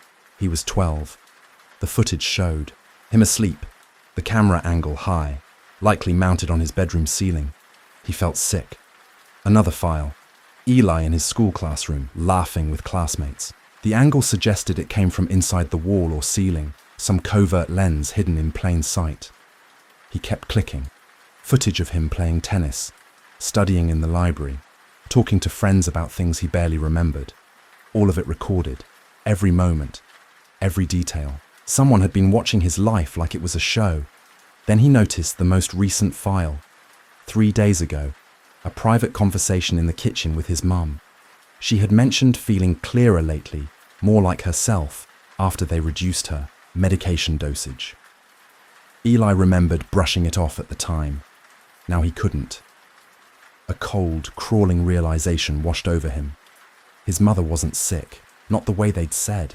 She was being drugged, kept compliant, because she knew something, because she remembered.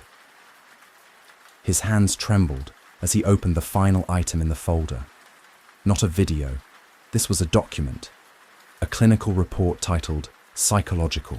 Assessment, subject, EM. Readiness for revelation. He read it slowly, each line digging deeper into his chest. Subject, demonstrates exceptional analytical capabilities and advanced pattern recognition. Psychological resilience above median for bloodline inheritors. Loyalty indicators strong, but with signs of growing independence. Recommendation, continued observation. Partial revelation test authorized after 15th benchmark. 15th benchmark. His birthday. The watch. It hadn't been a gift, it was a test, to see if he'd notice the symbol, to see if he'd ask questions, if he would start connecting the dots. It had all been engineered. A soft ping pulled him from his thoughts. A new email. The sender address was a string of numbers. 777. SecureDiode.net subject. They're watching you now. The body of the message was just one line. Clear your browser. Remove the drives. Meet tomorrow. Northridge Mole Food Court. 1 p.m. Come alone, or don't come. Eli stared at the screen, his heart pounding so hard it hurt. Who was this? How did they know what he'd seen? His whole life, his memories, his relationships, everything suddenly felt manipulated, manufactured. His father was part of something massive, something hidden, possibly global. His mother had been silenced, and now someone outside the system was trying to reach him. He obeyed the message, moving on instinct, deleted his browser history, unplugged the drives, then carefully stashed them, along with the silver key, inside a hollowed-out physics textbook on his shelf. When he finished, he sat on the edge of his bed, breathing hard, the antique watch in his palm. 7 stars encircled the all-seeing eye etched into its face. Not just a design, a constellation, a map, something only the initiated could follow. The walls around him, once comforting, now felt like they were closing in. His own bedroom felt foreign, like a stage set. He scanned the molding where the ceiling met the walls. Was there a camera there too? Had they seen him enter the secret room? Were they alerting his father right now? Paranoia seeped in like fog, clouding everything. Even the subtle sounds of the house, the low hum of the HVAC, the occasional creak of floorboards, felt sinister now. Watched, manipulated. He tried to sleep, but couldn't. When sleep finally came, it dragged him into a maze of dreams, hallways, in the Monroe estate that twisted and multiplied endlessly. Walls that moved when he wasn't looking, doors that opened to reveal nothing but darkness. Eyes, always eyes, watching from the shadows. Just before sunrise, a soft click jolted him. Awake, his bedroom door. He didn't move, barely breathed. Through half-lidded eyes, he saw a silhouette pause in the doorway. Mrs. Winters. She didn't speak. She didn't step inside. She just stood there, watching. A long moment passed. Then she closed the door quietly. They knew. He didn't know how much, but they knew. The trap was closing. Tomorrow, he would go to Northridge Mole Food Court. He would meet whoever sent that message. But tonight, he had to see his mother, before they adjusted her meds again, before they buried her back under the haze, before she forgot who she was, before they took her away from him completely. The Northridge Mall food court hummed with the kind of midday chaos Eli barely noticed anymore. Teenagers draped themselves, across booths, phones glowing.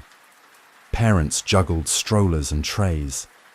Retirees clustered at tables, sipping coffee and resting between laps around the mall. Eli sat alone at a table in the corner, back to the wall, a clear view of every entrance. It was 1:05 p.m. His contact was late.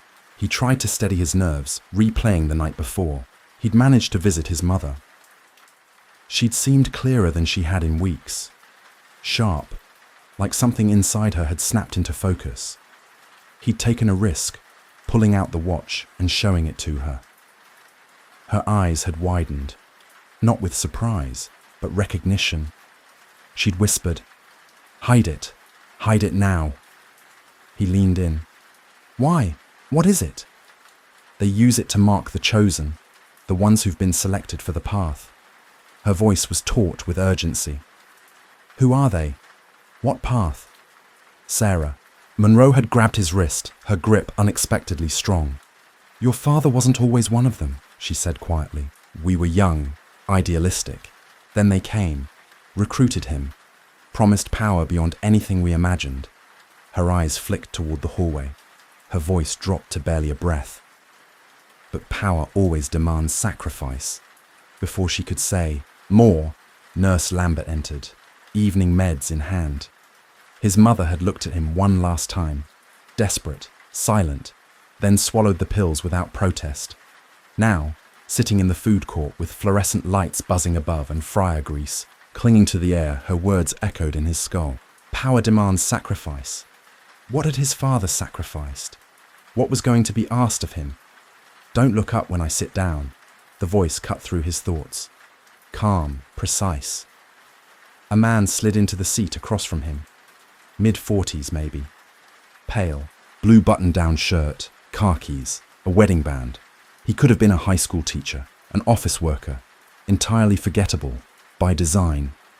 "You're Marcus Vale," Eli said quietly. The man gave a faint smile. "You've done some digging."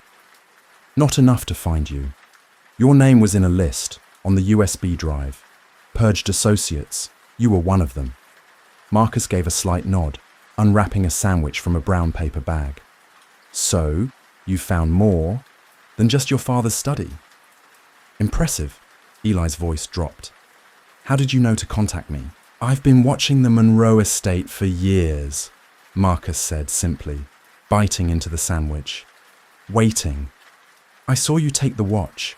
I saw you go into the study after Alexander left." Eli's stomach twisted. "You saw me. You triggered silent alarms you didn't know existed," Marcus said between chews. "But don't panic. I intercepted the alert, rerouted it through channels I still have access to." Eli's voice was hoarse. "So my father doesn't know yet?" "Not yet, but I can't cover you again. One slip and they'll know everything." Marcus took another bite, casually glancing around the food court. "You've got questions. Ask them, quickly." Eli hesitated, then said, "The Illuminati, it's real." Marcus gave a humorless smile. "Not under that name. Not officially. They call themselves the Order of the Eternal Eye. Illuminati was the label given to them centuries ago by those who caught glimpses from the outside." "And my father?" Eli asked, already dreading the answer. "He sits on the Council of Seven. That's the inner circle. The people who determine elections, engineer market crashes, decide which nations rise and which crumble." Eli blinked, the air around him suddenly too thick to breathe. "They've been monitoring you since birth," Marcus said. Preparing you, grooming you to take Alexander's place when the time comes. Eli swallowed hard. My mother. A flicker of something, regret maybe, passed across Marcus's face. Sarah Chambers, he said, before she became Sarah Monroe. She was brilliant, a geopolitical strategist. She and your father joined the order together. But while Alexander embraced it, Sarah began to see the truth. She tried to leave, Eli said softly. Marcus nodded. She tried to take you and disappear when you were 5. The order stopped her. And the meds? Eli asked, bitterness rising. Marcus leaned in slightly, voice low. They're not for any real condition. They keep her sedated, submissive, and they create just enough instability that no one believes her if she ever starts talking. Eli's fists clenched under the table. Why are you telling me all this? Why now? Marcus stared at him for a long moment, all traces of the casual suburban mask gone. His eyes were tired, hollow. In 3 days, he said, the spring equinox arrives. That's when the council performs its renewal ritual, a ceremonial event to reaffirm their dominion and induct new blood. And my name's on the list. Your father has nominated you for first witness status, Marcus confirmed. That's the first step in initiation. After the ritual, there's no going back. You'll either be brought into the order fully or removed as a threat. Eli's breath caught. Eliminated.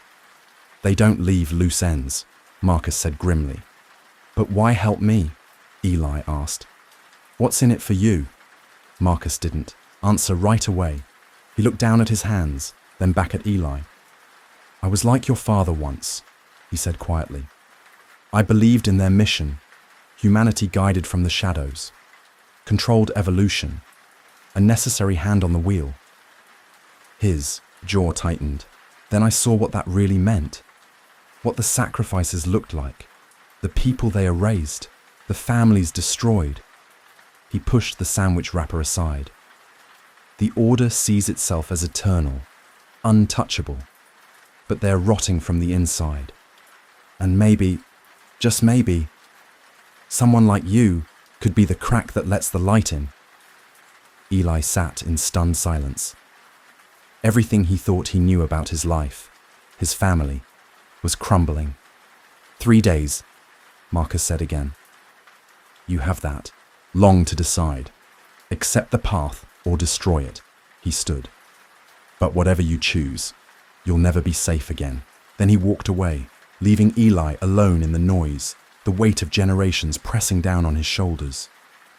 Eli sat rigidly at the food court table, his heart thudding as Marcus reached into the inside pocket of his weathered jacket. With practiced, calm, Marcus pulled out a small black device, no bigger than a portable hard drive, and placed it on the table between them. This, Marcus said, voice low but steady, has everything. 50 years worth of evidence, financial fraud, fabricated wars, buried technologies, human experimentation, all of it, documented. He slid the device across the tabletop with a faint scrape, including what they did to your mother. Eli stared at it, his hands motionless, in his lap. The air around him felt suddenly thick, like the mall's buzz had dulled into static. He didn't want to touch the device. It felt radioactive. If this order is really that powerful, Eli said cautiously, how have you stayed alive this long? Marcus gave a faint, dry smile. I don't stay anywhere for more than 3 months. I use tech they don't know, exists.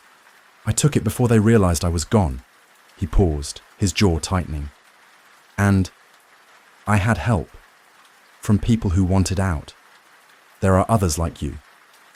There were, Marcus said, the word weighed down by loss. Eli caught it. Immediately, the past tense said enough. So what do you want from me?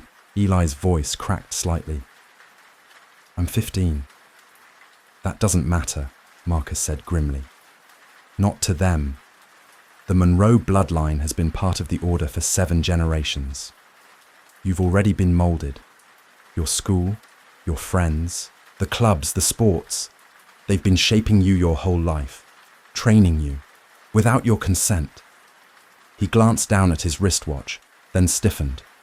We've stayed too long. The tension snapped taut like a wire. Marcus's eyes flicked toward the entrance of the food court. The order doesn't punish curiosity, he said quietly. They erase it. Eli followed his gaze. 2 men in charcoal suits had entered. They moved with intent, too precise to be shoppers. Marcus tensed. They're early. Listen to me, Eli. You have to decide. Right now. Walk away. Pretend none of this happened. And step into the life they've built for you. Or take that drive. Find the truth and help destroy them. They'll kill me, Eli whispered. They'll try. Marcus stood and smoothed his jacket with calm precision. There's a service corridor behind the Chinese place. Leads to the employee lot. Go there, I'll buy you time. He reached into his pocket again, this time pulling out a plain business card. Only a phone number was printed in small black font. Memorize this, then destroy it. Call only if there's no other option. Eli's mouth opened to respond, but Marcus was already walking away. Casually, deliberately, cutting across the food court, brushing close to the suited men. He nodded at them like an old acquaintance, catching their attention. Eli didn't. Wait, he grabbed the device, stood, and moved quickly toward the back of the food court, slipping behind the sign marked "Employees Only." The hallway behind the restaurant was narrow, fluorescent lit, and smelled faintly of bleach and fryer oil. He pushed through the exit at the end and stumbled into daylight. The sun hit him like a slap. He squinted, momentarily blinded. Then, fingers clamped down on his shoulder. Eli's breath hitched. He spun around, panic flaring. It was Charlotte. She stood there, startled, her blonde hair pulled back, a paper coffee cup in her hand. Eli, she said, confused. What are you doing back here? His chest rose and fell rapidly. Charlotte, why are you here? I was cutting through, she said, gesturing toward a cafe across the service road. Meeting my mum. You okay? You look like you saw a ghost. Was she part of it? Her father, Senator Weber, was closely tied to Eli's father. Their families were always mingling. Same parties, same social events, same expectations. Could this be a setup? I'm fine, he said quickly. Just shortcut, that's all. She looked at him carefully, brow furrowing. I've been off since your birthday. Are you in trouble? Before he could answer, the service door behind him slammed open. One of the suited men stepped out. He scanned the area swiftly, then locked eyes on Eli. Mr. Monroe, he said, his voice smooth and overly pleasant. Your father asked us to escort you home. There's been a situation. Charlotte turned to Eli, wide-eyed. Security? Eli made a snap decision. Charlotte, he said, lowering his voice. I need you to do something. Please. He pressed the drive into her hand, the plastic warm from his grip. Keep this safe. Don't tell anyone, not even your dad. I'll contact you, I promise. Eli, what? Please, he whispered. It's important.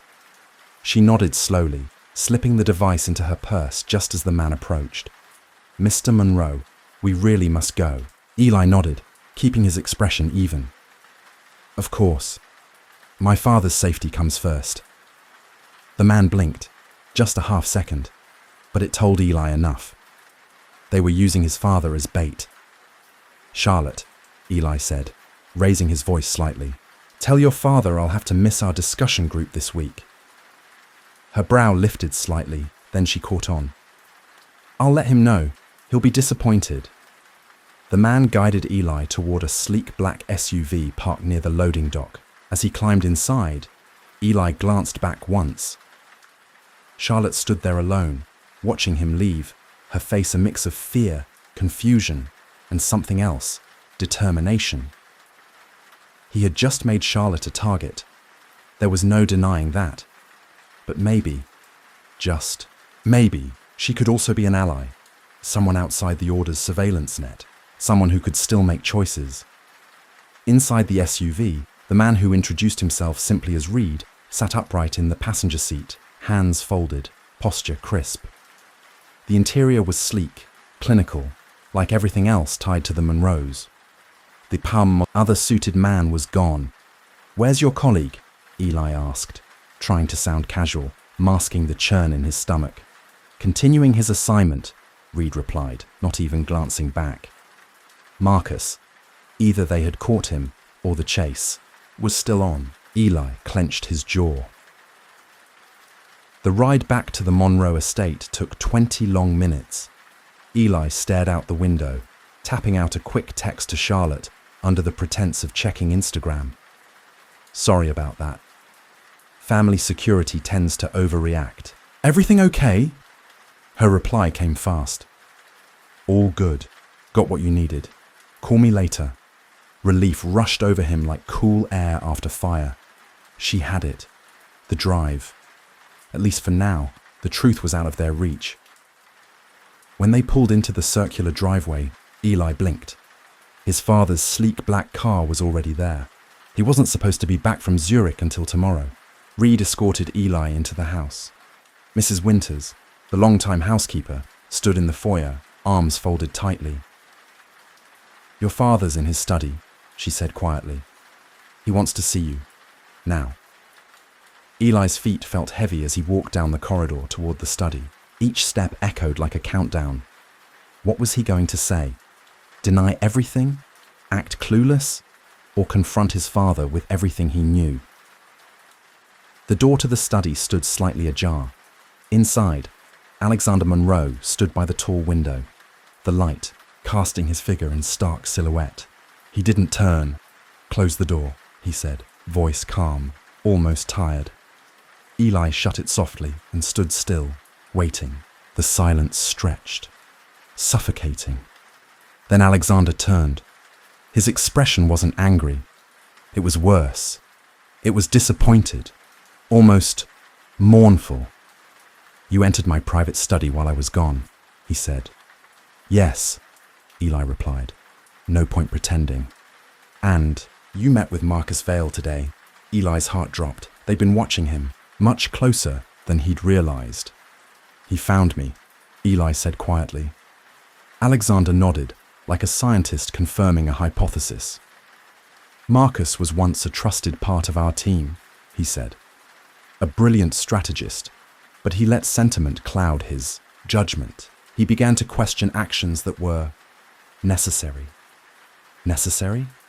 Eli couldn't keep the venom from his voice, like drugging mom into silence, like spying on your own son from the day he was born. A flicker passed through Alexander's eyes. Surprise, maybe, but it vanished quickly.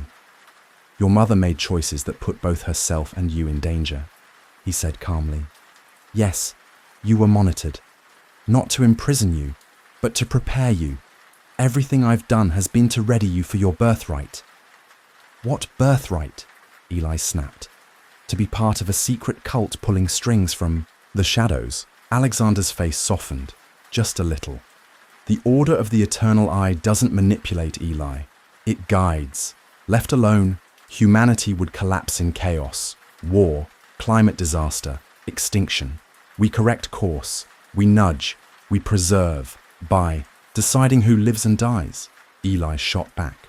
"By replacing leaders like chess pieces on a board." "I saw the wall," he said, pointing behind him. "The pins, the markings, the replacements." His father sighed deeply and walked to the desk, resting a hand on it. "You weren't supposed to see that room yet. There's a process. A slow introduction. You've rushed into something you don't understand." He studied Eli, his gaze searching. "What else did Vale tell you?" "Enough," Eli said coldly. "Enough to know who you really are." Alexander's voice dropped a note. "And who is that, Eli?" Eli's throat tightened. "A man who let his wife be drugged. A man who raised his son inside a prison disguised as privilege. Someone who sacrificed everything for control. For a moment, something in Alexander cracked. Not visibly, but something beneath his perfect composure trembled. "You have no idea the choices I've had to make," he said softly. "The responsibility. The order has steered humanity through global wars, pandemics, the brink of annihilation. Every council member carries the burden of millions. Is that how you sleep at night? Eli said. Telling yourself it's noble, that you're saving the world by playing God. I'm protecting it, Alexander said, voice low and firm. And I'm protecting you. No, Eli said. You're using me. You've always used me. I'm just another pawn to move across your board. Alexander's voice dropped even lower, almost gentle.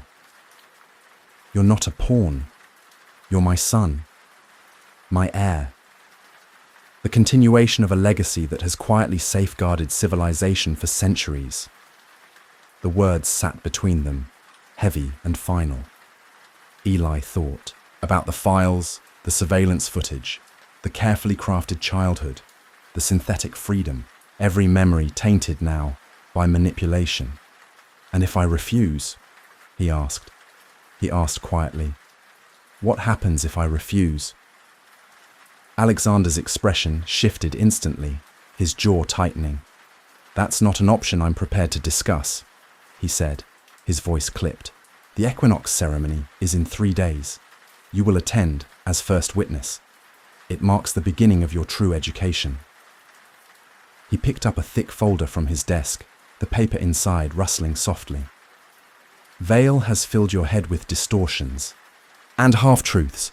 After the ceremony, you'll understand our real purpose. Eli's voice dropped, sharp with emotion. And Mom, will she get to understand too? Or are you going to keep drugging her into submission? Alexander's shoulders stiffened. Your mother's condition requires careful management, he replied coolly.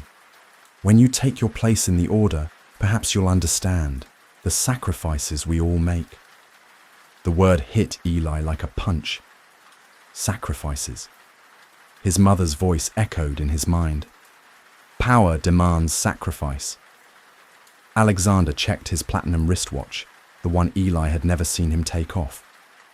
We'll speak more tonight. For now, I suggest you reflect on everything you've learned, on the responsibility that comes with your legacy. His tone softened, just slightly. This isn't how I wanted you to learn about your heritage, Eli. But maybe your initiative shows you're more ready than we believed. It was clearly a dismissal. Eli turned toward the door, but stopped just before leaving. The watch you gave me, he said, turning back. What does it really mean? A ghost of a smile flickered at the corners of Alexander's mouth. It means you're seen, Eli, by those who truly matter in this world. That night, Eli crept into his mother's suite during Nurse Lambert's usual dinner break. The room was dim, lit only by the soft amber of a floor lamp. Sarah sat by the window, her thin fingers resting in her lap, and when she turned, Eli noticed her eyes were clearer than they had been in months. They're lowering my meds, she said quietly, as if reading his thoughts. For the ceremony. They want me lucid enough to witness your initiation. Mom, Eli said, stepping closer.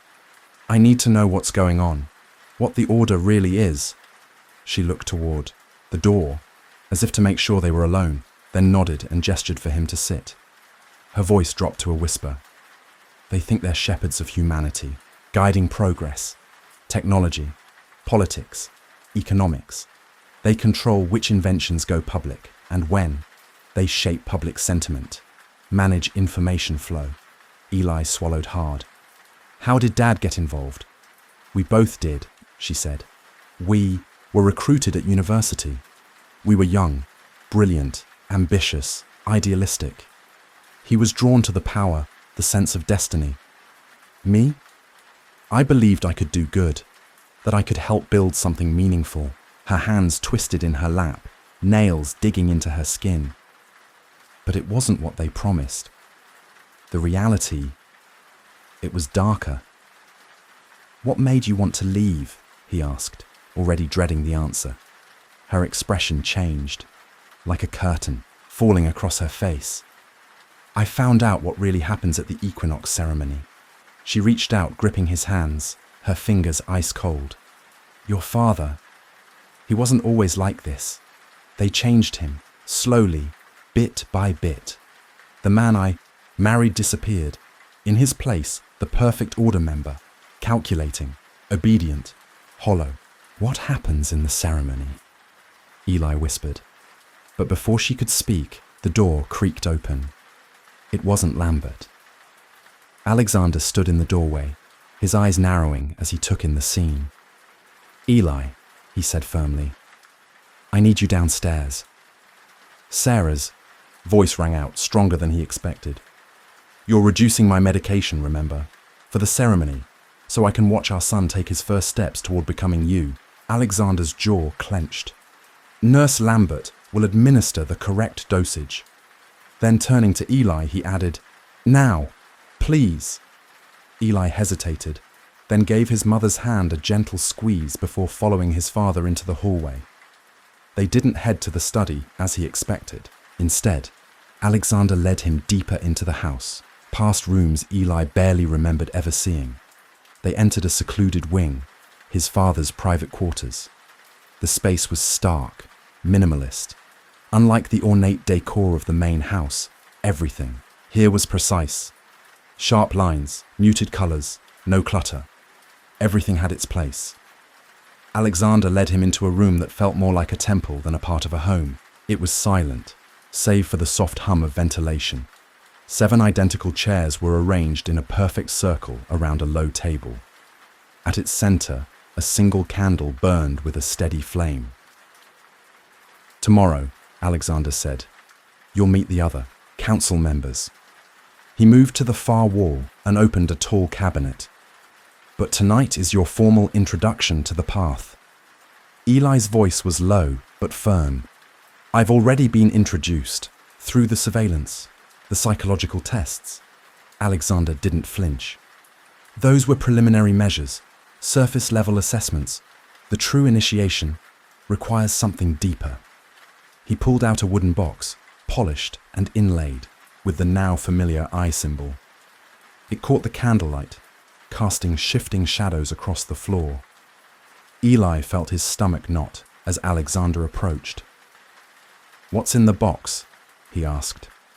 Alexander held it out without answering. Open it. The test of blood confirmed your readiness to begin the path. Inside the wooden box lay an intricately crafted dagger. Its handle was wrapped in cracked leather, aged and worn smooth from generations of use. Alexander lifted it with quiet reverence, holding it like a sacred relic. Every Monroe for 7 generations has used this blade to prove their loyalty, he said, eyes on the dagger. A symbolic offering, blood given freely to the order. He extended it to Eli. Eli stared at the weapon. The candlelight flickered off the polished steel, casting eerie glints onto the walls. And if I refuse? He asked quietly. Alexander's eyes hardened.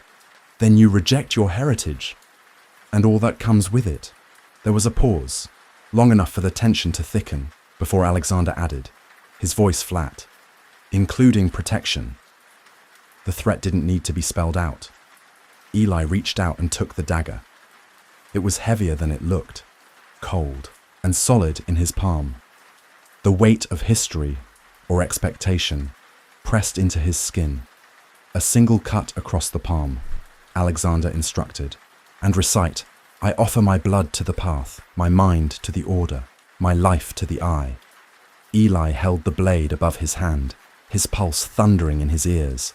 Every option ahead of him seemed like a trap, every choice a door that would seal behind him the moment he stepped through. Refusing now would expose him fully as a defector. Complying might buy him time to learn, to find leverage, to expose whatever this really was. Slowly, deliberately, he drew the blade across his palm. Pain flared instantly. Blood welled up, hot and slick. I offer my blood to the path, he said, forcing each word out, eyes locked on his father's. My mind to the order. My life to the eye. Alexander's expression lit with something close to pride. He stepped forward, took Eli's bleeding hand, and pressed it onto a yellowed sheet of parchment Eli hadn't even noticed on the table. The blood soaked into the paper like ink. The contract is sealed, Alexander said solemnly. Your journey has begun. Later that night, alone in his room, Eli sat on the edge of his bed. wrapping his palm in gauze. The cut had been deeper than he'd meant to make. The skin throbbed with each heartbeat, the sting refusing to dull. Maybe that was the point, a wound that wouldn't let him forget. He grabbed his phone and quickly typed out a message to Charlotte. Need to talk. Urgent. The reply came within minutes.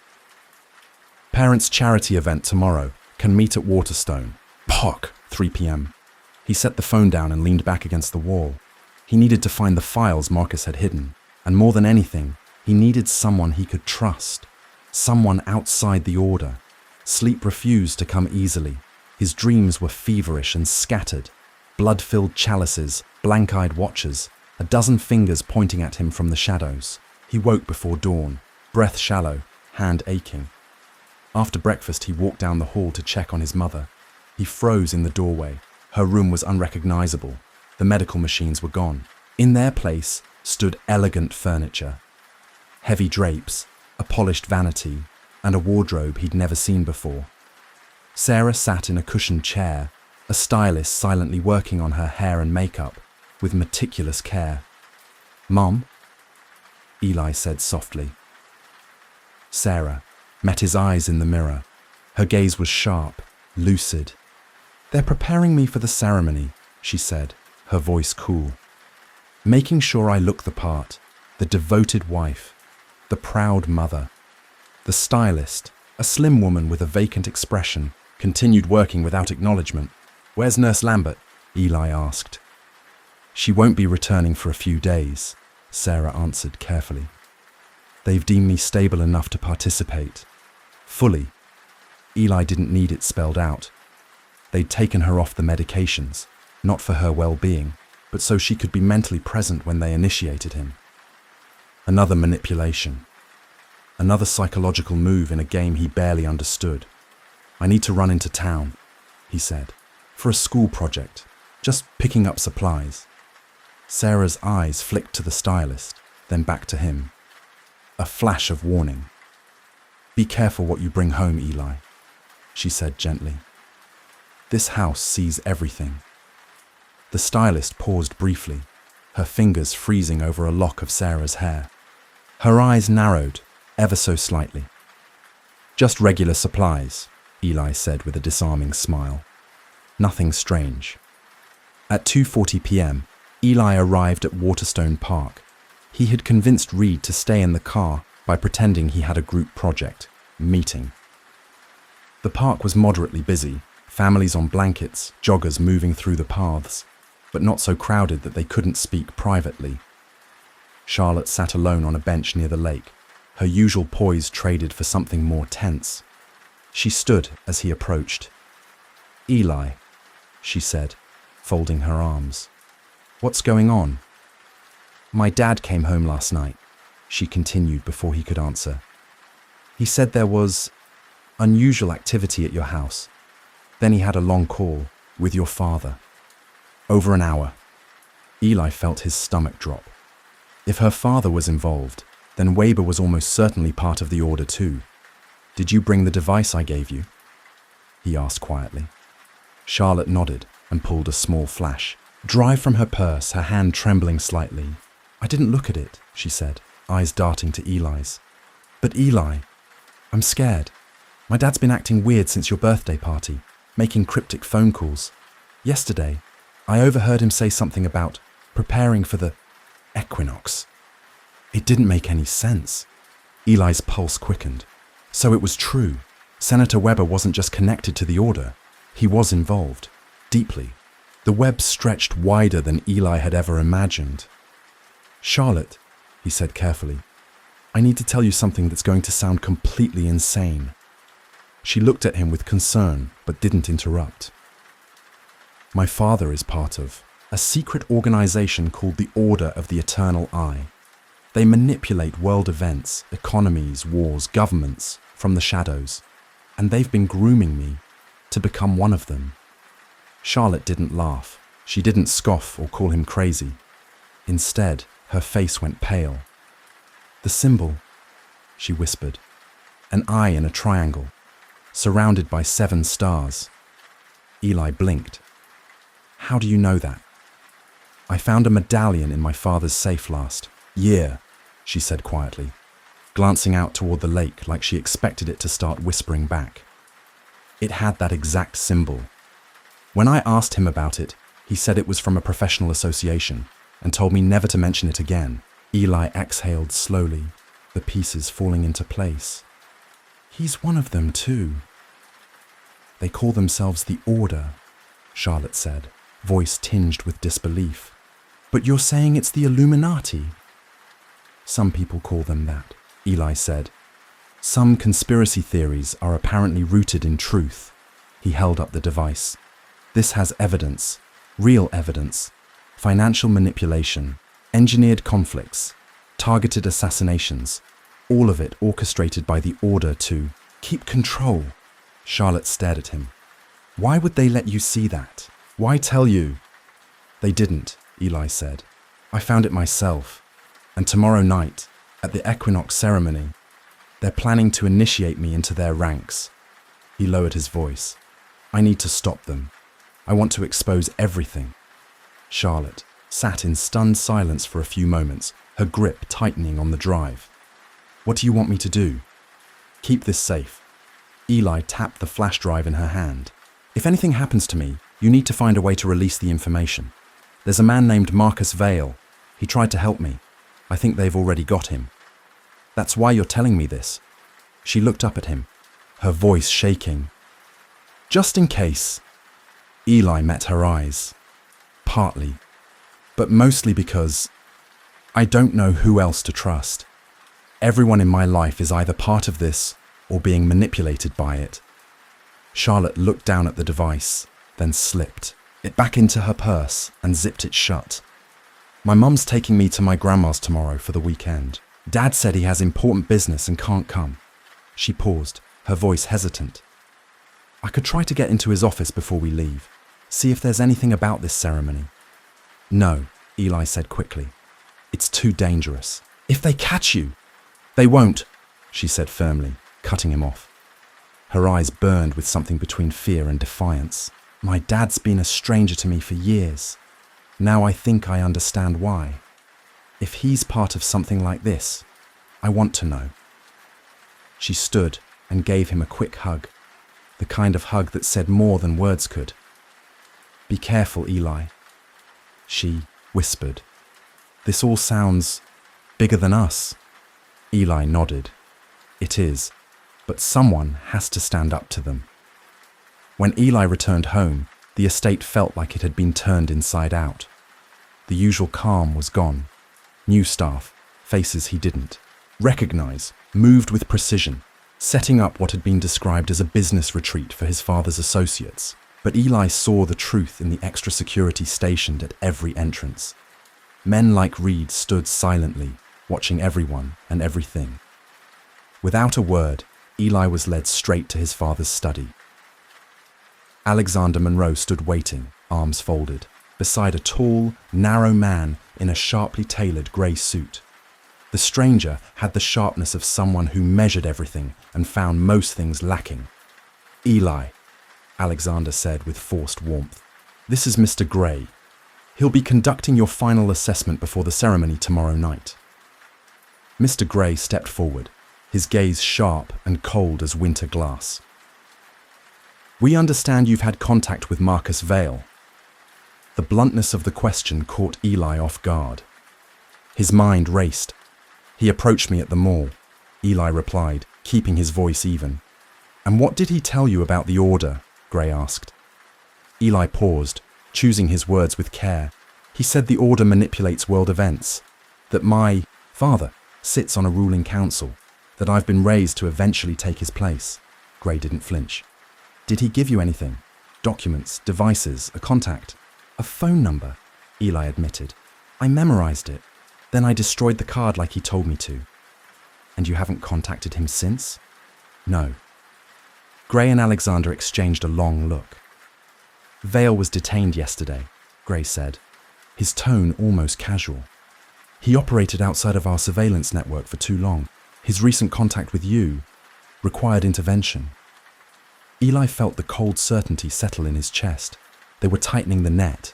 He was running out. of time. Eli's chest tightened, the blood draining from his face. Marcus. They got to him because of me. What's going to happen to him? He asked, his voice barely audible. Alexander didn't hesitate. He will face the consequences of betraying his oath, he said with eerie calm, as all oath-breakers must. The words weren't loud, but the weight behind them was unmistakable. A threat, unspoken but undeniable. Gray's voice broke the silence, cold and deliberate.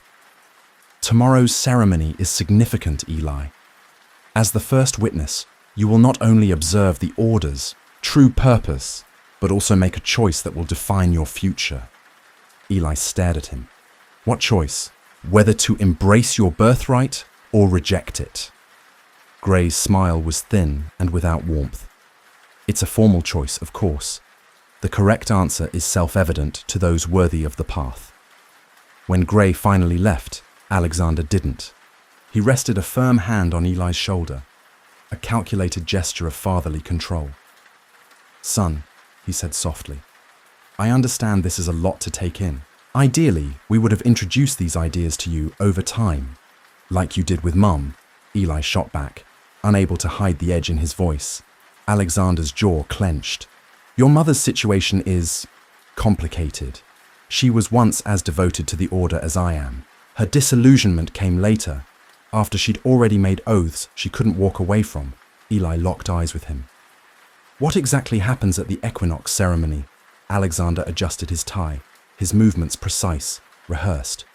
You'll witness the full scope of the Order's purpose, a demonstration of the responsibility we bear for guiding the world. Responsibility. That word rang hollow in Eli's ears. That night, long after the house had gone quiet, Eli's phone buzzed. A message from Charlotte, found ceremony details in Dad's office. Involves selection and removal of resistance element. Sounds bad. Be careful. His stomach sank. Selection and removal. Clinical sanitized language for something far darker. An execution.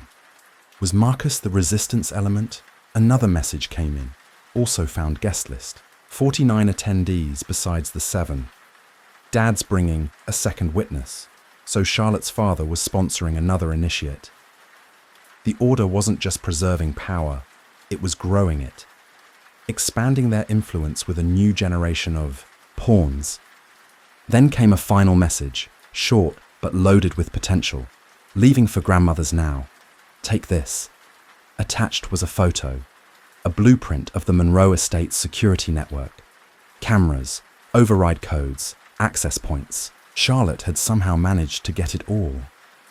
Eli stared at the image, a flicker of hope igniting in his chest. It could be the key, his one chance to move undetected. As midnight crept closer, the walls of his world pressed in. Tomorrow, he'd either pledge himself to the Order or be removed as a threat. There was no third option, no clean escape, unless he exposed them before the choice was forced on him. He sat down, opening the blueprint on his laptop.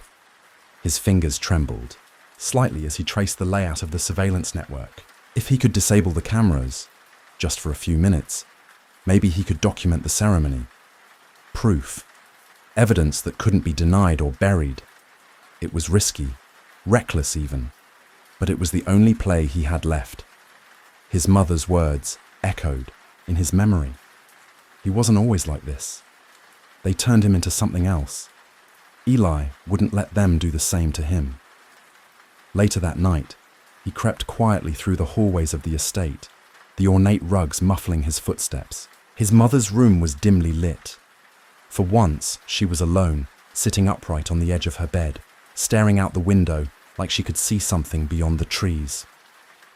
"Mom," Eli whispered. "I might have found a way out."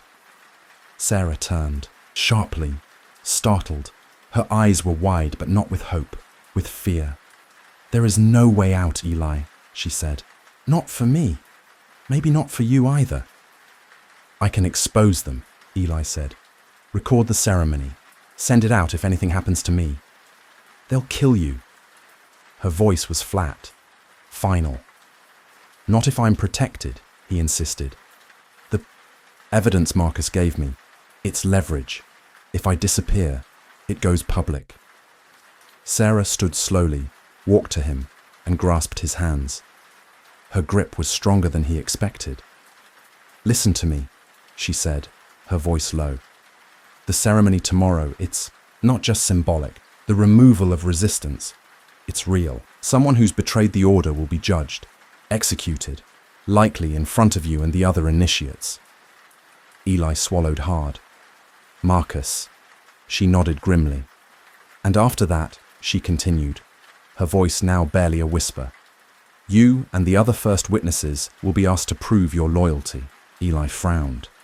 What does that mean? She looked at him like she was trying to protect him from a fire already inside the house. With blood, she said. I already gave blood, Eli replied, holding up his palm, still bandaged from the ritual a few days ago. Not your blood, she said, her voice haunted. Theirs. Eli felt the floor shift beneath him. As dawn broke, the golden light spilled across the manicured lawns and stone paths of the Monroe estate. Shadows stretched long and silent as security personnel in dark suits moved with quiet precision. Tomorrow was coming, and with it, the reckoning. The house no longer felt like a home. Overnight, it had shifted into something colder, more deliberate, less a place to live, more a command center waiting for orders. Eli could feel it in the way the staff moved, their eyes lowered, their voices hushed. Even the walls seemed to watch him. He hadn't slept much. How could he, after what his mother had told him? The upcoming ceremony wasn't just a ritual. It was an execution. Every new initiate was expected to take part in a blood baptism. A final, irreversible act to bind them to the order. Not just symbolically, literally. They were going to make him kill Marcus Vale. As the rest of the estate stirred awake, distant kitchen sounds, booted footsteps in the hallway, Eli moved, quietly through the guest wing. He had a plan, half-baked, dangerous, but it was all he had. Using the security specs Charlotte had stolen for him, he connected to the estate's network through a hidden vulnerability in the guest Wi-Fi. The signal was weak near his room, but it held just long enough. He uploaded a custom program, one that would make the surveillance cameras run an hour behind in a specific time window tonight. To anyone reviewing the footage, everything would look normal, but in real time, he could move unseen, at least digitally. If someone physically watched him, he'd be exposed. But it was a start. The second part was even riskier. The USB Marcus had given him, codenamed The Path, was filled with encrypted files Eli hadn't cracked yet. But Marcus had told him about another file, one that Charlotte had hidden. It held the decryption keys to the Order's systems, including something called the Compass, a darknet portal Eli had only seen referenced in documents hidden in his father's study. According to Marcus, the Compass was the Order's core, their communication hub, their digital heart. He grabbed his phone and texted Charlotte, Eli, need access to Compass files. Can you send the decryption section from the device? He stared at the screen for a full hour before she finally responded. Charlotte. At grandmother's. Found a file called compasskeys.dat. Sending now. The file transfer was nearly complete when a sharp knock came at the door. Mr. Eli, your father requests your presence in the study, Reed said from the hallway, his voice always polite, always unreadable. Eli closed his laptop fast, sliding it under the mattress. Coming. The study looked different now. The usual shelves and dark wood furniture had been rearranged. At the center stood a semicircle of 7 tall-backed chairs, arranged with meticulous symmetry. A small podium sat in the middle, supporting a thick, leather-bound book with the Order's eye symbol pressed into its cover. Alexander wasn't alone. 6 others stood waiting, murmuring among themselves. They quieted when Eli stepped in. Eli, Alexander said, tone formal and distant. "Allow me to introduce the High Council of the Order of the Eternal Eye." He went down the line, each member introduced only by title. The archivist, the sentinel, the oracle, the architect, the keeper, the voice. Alexander himself, of course, was the shepherd. The oracle stepped forward. Her silver hair was tied back tightly, her eyes like glass knives. "Today, you stand at the threshold of truth," she said. "Few witness the Order's inner workings. Fewer still pass beyond first witness." The architect spoke next, a man younger than the others, with a tech startup look and a self-satisfied smirk. "Your father says you're promising. Your genetic profile and psych eval back that up." Eli's stomach turned. Genetic profile? They'd been studying him for years, probably since childhood, and he hadn't even noticed. "I'm honored," he said, but the words felt foreign in his mouth. Heavy, wrong. The voice stepped forward. Eli recognized him instantly and almost stumbled. He was the current Secretary General of the United Nations. "You will see the justice and mercy of the Order," the man said, his tone calm, diplomatic, "and why our work is essential to the survival of civilization." Then the sentinel spoke. His body was straight-backed, military-trained. "You will face your first test tonight. Loyalty comes with a price. Blood must be paid by all who swear themselves to us." Alexander stepped up beside his son and placed a firm hand on his shoulder. "The ceremony begins at sunset," he said. "Until then, you are to study the first principles." He gestured to the leather-bound book. "We will call for you when the time comes." As the others filed out in silence, Alexander lingered. "You've made me proud," he said quietly, watching Eli's face. "Despite the unconventional path that brought you here, you've shown adaptability, intelligence, and the necessary ruthlessness that defines our bloodline." Ruthlessness. The word echoed in Eli's skull long after his father left the room. Eli couldn't stop himself. When you say ruthlessness, you mean the willingness to do whatever's required, no matter how it feels. Alexander looked at him, calm, unreadable, and reached out to straighten the collar of Eli's shirt.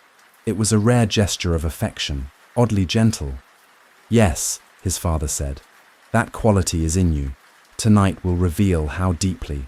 Without waiting for a reply, Alexander turned and left the room, the door clicking shut behind him.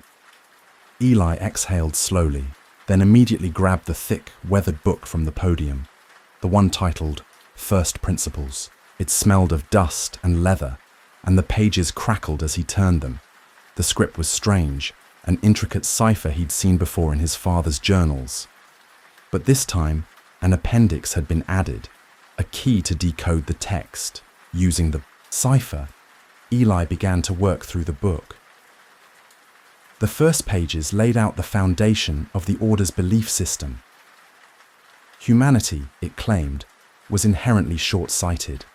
It lacked vision. Left to its own devices, the masses would drift toward chaos and mediocrity. That's why certain bloodlines, genetically superior, predisposed toward leadership, were selected to guide the rest. The Order didn't see themselves as rulers. They saw themselves as custodians of evolution. Sacrifice, it said again and again, was the engine of progress. Eli flipped through section after section, absorbing the Order's structure, their strategies for influence, manipulating markets, swaying political events, neutralizing obstacles. There was no apology in the tone, no secrecy, just conviction. They didn't justify their actions. They believed in them, fully. They saw themselves not as puppeteers, but as saviors. Eli leaned back slightly, pretending to be engrossed in the book as he glanced at his phone. A new message from Charlotte. Charlotte. Grandma kept old papers. Found article. Lab explosion 10 years ago. 7 researchers dead. Universal vaccine project. 1 survivor. Marcus Vale. Eli stared at the message. That was it. That's why Marcus turned. The order had killed his colleagues. A team on the brink of developing a universal vaccine. A miracle that could have transformed global health. But maybe it threatened pharmaceutical profits or gave too much power to the public. Whatever the reason, they'd buried it. Buried them. Reed stood outside the door, probably just a few feet away. Eli didn't have much time. He opened his laptop again, fingers quick and practiced, and plugged in the decryption file Charlotte had sent, compasskeys.dat. If the upload worked, he'd gain access to the Compass, the Order's central communication network, a goldmine of proof, the kind that could end them. But it would only work once. One attempt, one chance. He closed the laptop the second he heard footsteps. Reed entered, as calm and proper as ever. "Mr. Eli, it's time to prepare," he said, motioning toward the bed. A long garment bag lay across the covers. "The Sentinel will collect you at sunset." Inside the bag was a sleek, tailored black suit with dark red piping along the cuffs and lapels. On the breast pocket, embroidered in fine silver thread, was the 7-star constellation, symbol of the Order's eternal eye. Alongside it lay a pendant, a cold, metal eye on a black cord. His insignia, his brand. Eli dressed in silence, every movement mechanical. He couldn't stop thinking. Would he go through with it? Could he? As he fastened the pendant around his neck, it felt heavier than he expected, like a burden or a chain. Then the door opened without a knock. The Sentinel stood there, now dressed in deep blue ceremonial robes. Silver symbols lined the hem and sleeves, ancient, mathematical, ritualistic. "It is time, First Witness Monroe," the man said. "Follow me." They didn't go back toward the study. Instead, the Sentinel led Eli to a panel in the main hallway, a section of wall Eli had never noticed before. With a subtle push, it opened to reveal a narrow staircase winding down. They descended. One floor, then another still. 3 stories underground. At the bottom was a massive chamber, so vast and well built, it couldn't possibly have been constructed without total secrecy. The room was circular.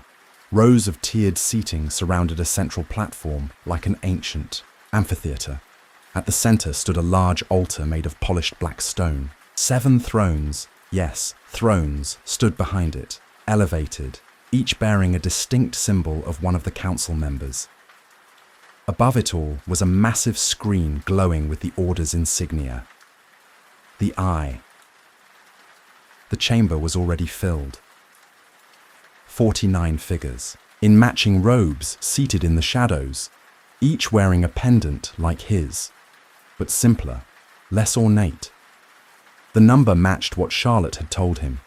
7 rows of 7, a sacred pattern. The 7 council members entered in solemn procession. Alexander at the front. Eli was led to a spot near the altar. Standing beside him was a girl, slight, maybe 16, trembling slightly. Her hands wouldn't stop fidgeting. She glanced at him, whispering, "Elizabeth Weber, Charlotte's cousin." He blinked, caught off guard. Charlotte had never mentioned a cousin in the Order. Had she even known? The thought made Eli's skin crawl. How many families had been infiltrated this deeply? How long had the Order been building this quiet empire? The lights dimmed. The ceremony began. A liturgy, structured, eerie, echoed through the chamber. The 7 council members spoke in turn, their voices echoing off the stone walls. The congregation responded in rhythm, repeating phrases of obedience and vision. "We are the watchers. We are the weavers. We are the hands behind the veil." Each call and response dug into Eli's nerves. It wasn't just a ceremony, it was indoctrination. His father's voice rang out next, steady, commanding. "We pledge our blood and our will to shape the future." And the crowd replied in unison, "We pledge our blood and our will." Eli's heart pounded. The pendant around his neck felt like it was burning against his chest, and this was only the beginning. The shepherd stood and lifted his arms to quiet the room. His voice echoed through the grand hall, low and commanding. Tonight, we welcome 2 new first witnesses into our inner circle, he began. They are descended from bloodlines long loyal to our cause. They have been evaluated, tested, and they have proven themselves worthy of the truths we protect. Eli's pulse thudded in his ears as the architect stepped forward. He was tall, stern, and deliberate in his movements. But knowledge, the architect said, his tone sharper, demands responsibility. And responsibility requires loyalty, unquestioning, absolute. He raised a hand. A door to the side creaked open. 2 guards entered, dragging a man between them. His face was swollen and bruised, his clothes ragged and torn, but there was no mistaking who he was. Eli's stomach dropped. Marcus Vale! This man was once our brother, the architect continued, his voice laced with contempt. He shared in our mission, our secrets, our vision, and he betrayed it all. The guards forced Marcus to his knees before the 7 members of the High Council. Though clearly beaten, Marcus's eyes were alert, defiant. He scanned the room until his gaze landed on Eli. There was a flicker of recognition. A silent message passed in an instant. Then came a deeper voice, measured and almost theatrical. It was the Sentinel. Marcus Vale, you stand accused of breaking sacred oaths, of leaking confidential knowledge, of conspiring to reveal our existence to the ignorant masses. How do you answer?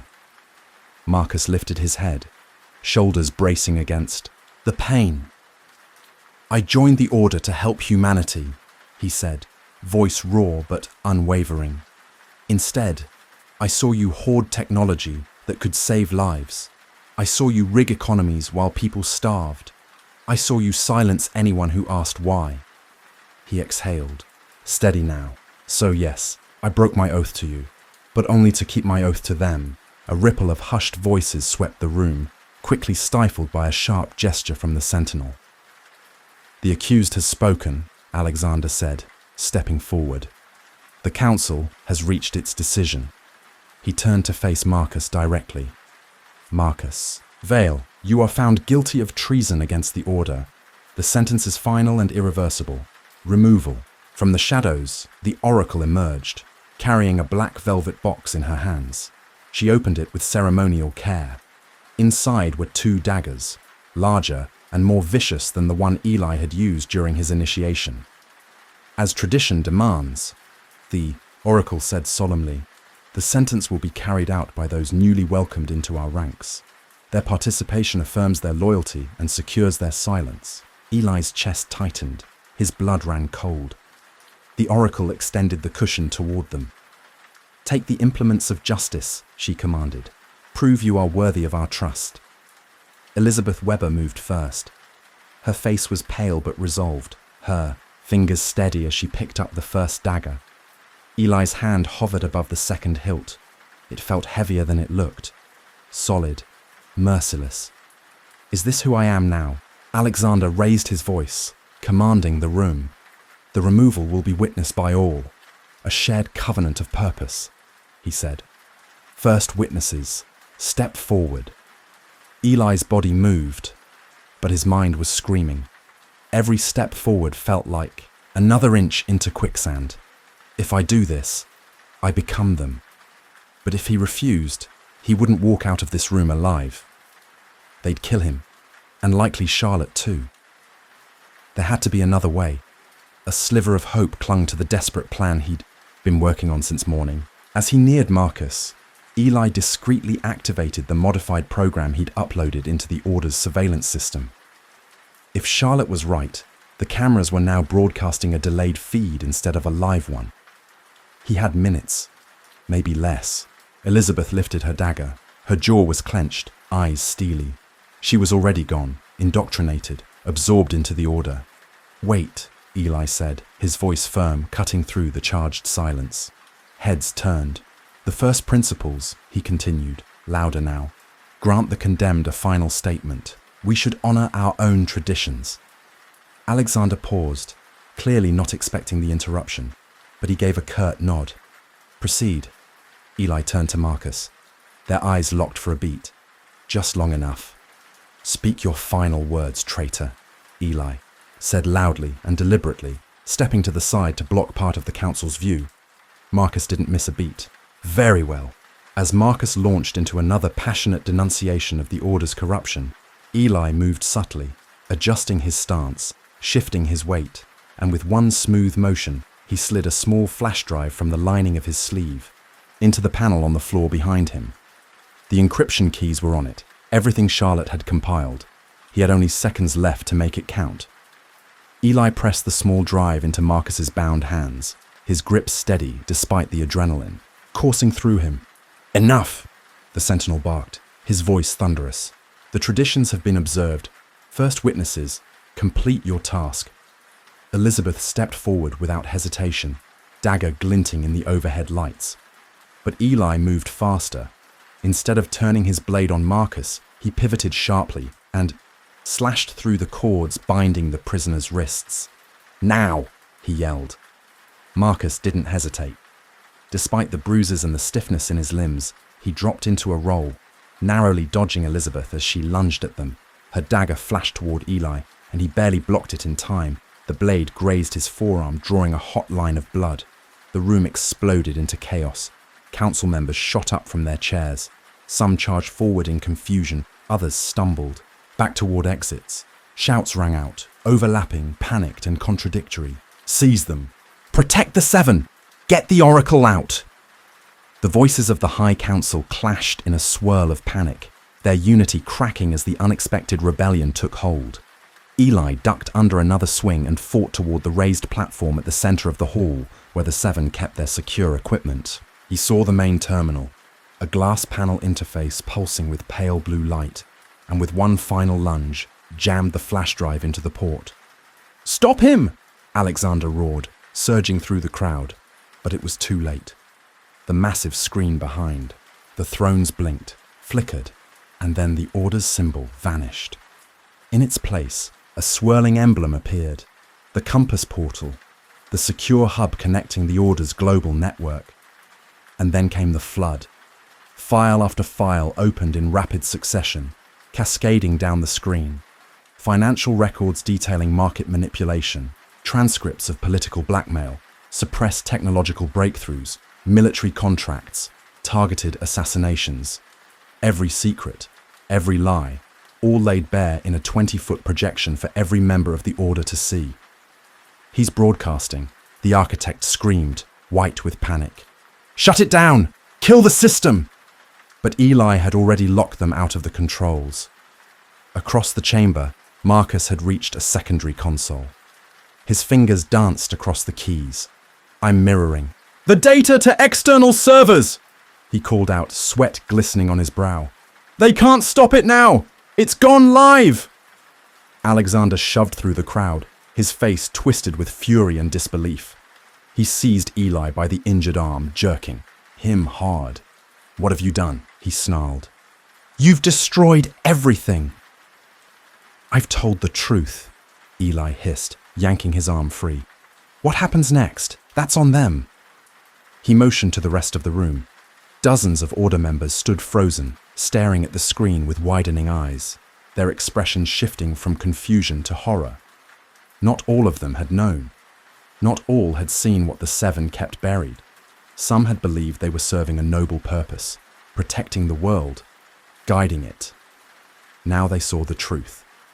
They were complicit in a legacy of control, suppression, and bloodshed.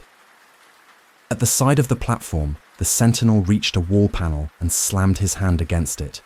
An electronic voice crackled overhead.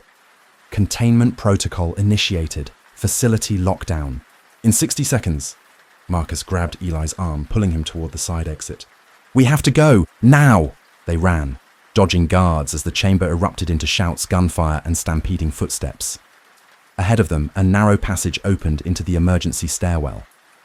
But standing in the way, dagger in hand, was Elizabeth. Weber. Her chest heaved, eyes wild. Traitor, she spat, blocking the doorway. We were supposed to lead together. Don't you see what you've done? Wake up, Eli shot back, breath ragged. They've been lying to us since we were kids. Behind her, The massive screen continued to scroll. A new file opened. Medical records this time.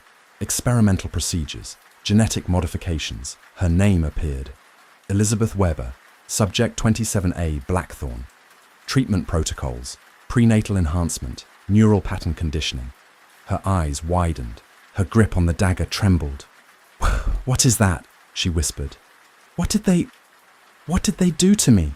Eli softened his voice. "The same thing they planned for me. We weren't chosen. We were engineered." She froze, just for a moment. It was enough. Eli pushed past her, Marcus right behind. The emergency exit groaned as they forced it open, slipping through just as the lockdown barriers began to drop. Steel shutters slammed down behind them, sealing off the— "Hall, go!" Marcus shouted, shoving Eli toward the stairs. "Find your mother!" Eli hesitated. "What about you?" Marcus gave a grim smile. "I'll hold them off. The evidence is already spreading. We did it." Before Eli could argue, Marcus turned and disappeared back into the chaos. The screen in the hall continued its silent testimony. Decades of secrets spilled across the walls of the Order's most sacred place. The lies were over. The reckoning had begun.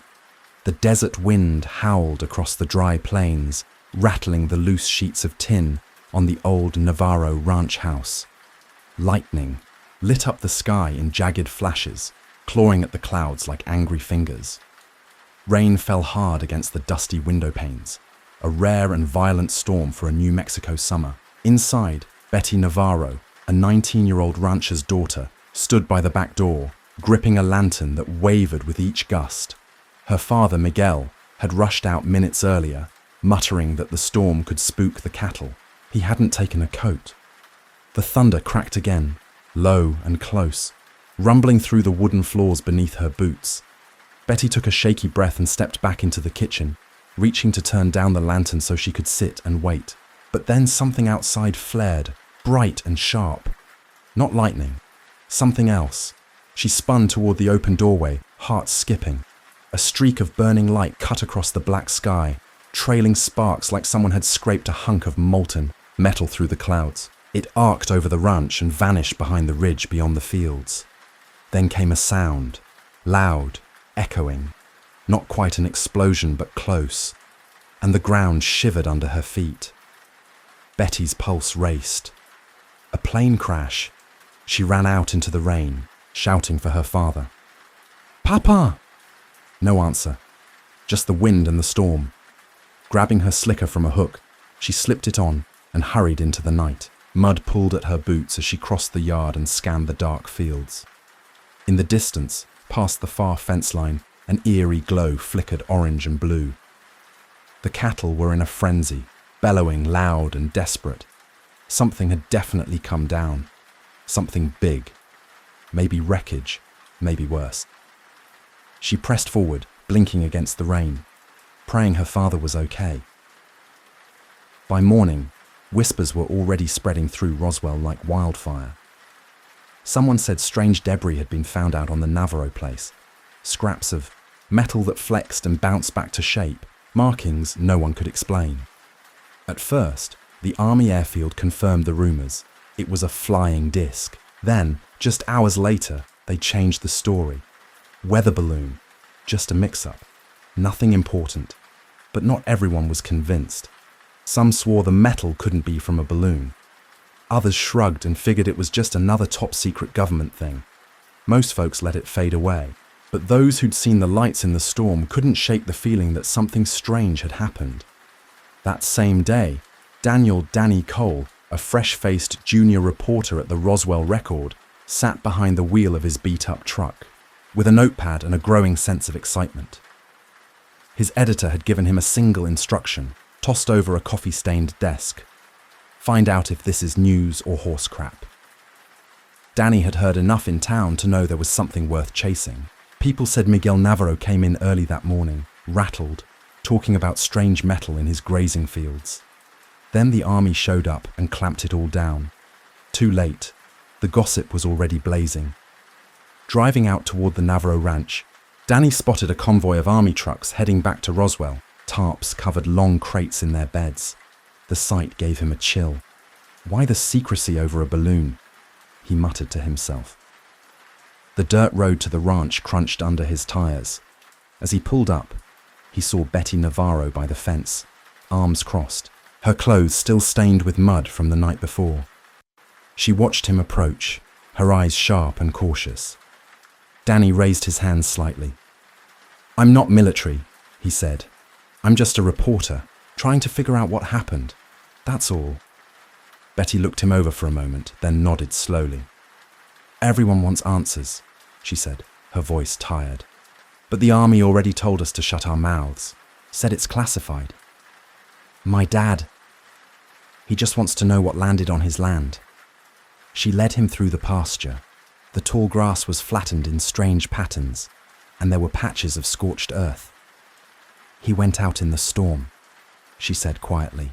"I followed after, found him staring at this wreckage, twisted metal like nothing we've ever seen. He's been a rancher 40 years, knows every type of plane that flies over. This wasn't anything normal." Danny scribbled notes as they walked. "Then the soldiers came," she continued, anger creeping into her voice. "Told us to forget it, took everything, threatened him if he talked. He hasn't slept since, thinks they're watching us."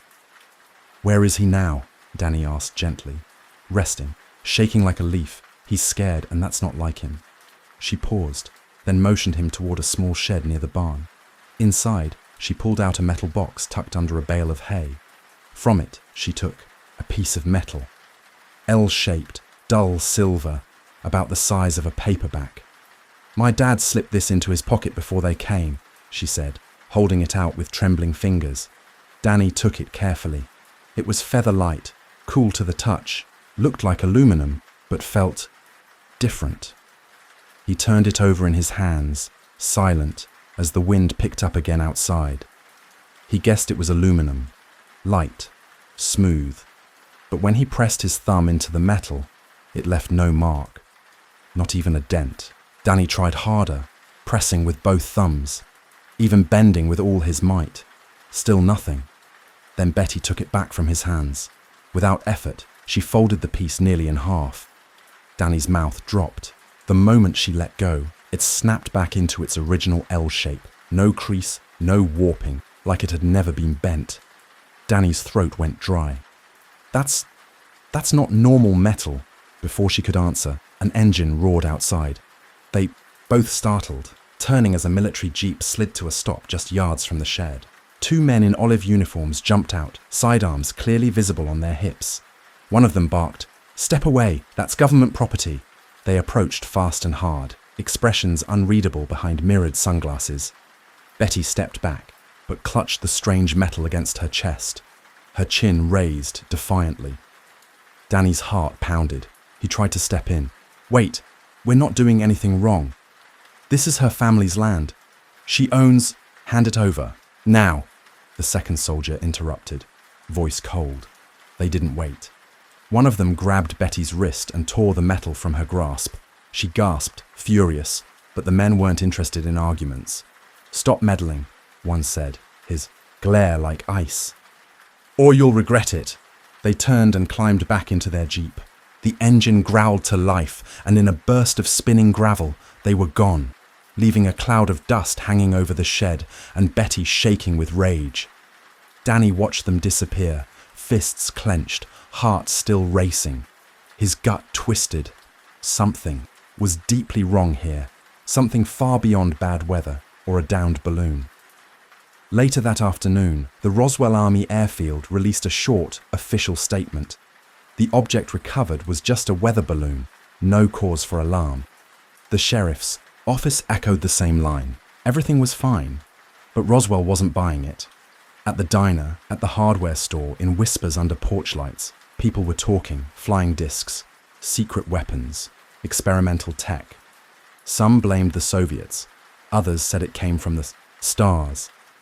The radio hosts fielded calls from every kind of crackpot and conspiracy theorist. Meanwhile, Danny's editor slammed a hand on his desk. "Drop it," he snapped. "We don't need trouble from the military. Write about the 4th of July parade. clean and safe. But Danny couldn't let it go. He went home, shut the blinds, and locked the door. In the dim light of his apartment, he typed up every detail: Betty's account, the strange properties of the metal, the threats. He knew printing it would be a hard sell, maybe impossible. But something had landed in Roswell, and it wasn't just debris. He needed more. More voices, more proof. Someone else must have seen the lights in the storm, or maybe they had pieces, too. He ran through names in his mind: folks who lived near the Navarro Ranch, night drivers, anyone who might have glimpsed the sky when that thing came down. A sudden knock made him jump. Not the light tapping of a neighbor. This was loud, deliberate. He crept to the door and peered through the peephole. 2 men stood in the hallway. Plain suits. No military insignia. No badges. Just off. He cracked the door an inch. "Can I help you?" The man on the left leaned in. His voice was a quiet threat. "Cole, we know you've been snooping around the Navarro Ranch. Let it go." The second man stepped closer, his tone flat and chilling. "You didn't see anything.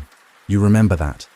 And then they walked off, leisurely, like they'd already made their point. Their footsteps echoed all the way down the hallway. Danny slammed the door shut and locked it again, chest heaving. His hands trembled as he picked up his notes from the bed.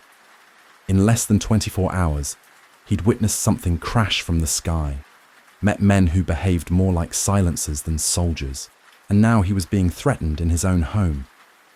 This wasn't about some weather balloon. This was something bigger, something they were desperate to bury. He sat on the edge of his bed, gripping his notepad, and whispered to himself, "I'm not backing off." The next morning, Danny rose with purpose. He retyped his notes from scratch. The metal that resisted damage, Betty's testimony, the army's changing story, and the men in suits. But as he reviewed the piece, something nagged at him. He didn't have enough, not for a front page, not yet. Sensational stories needed more than word of mouth. They needed evidence. He needed another angle, another voice. His first stop was the sheriff's office. The deputy on duty had been the one who tipped him off about the strange call from the Navarro Ranch in the first place. Danny hoped he was, still feeling talkative. The waiting area reeked of old coffee. A desk fan clicked with every rotation. Danny found the deputy by the filing cabinets, but something in the man's demeanor had changed. His shoulders were tight, and his eyes darted like he was scanning for shadows. "Deputy," Danny said softly, "you told me something was fishy. I just need to know what's really going on." The man lowered his voice. "Look, kid, yeah, I said it smelled weird.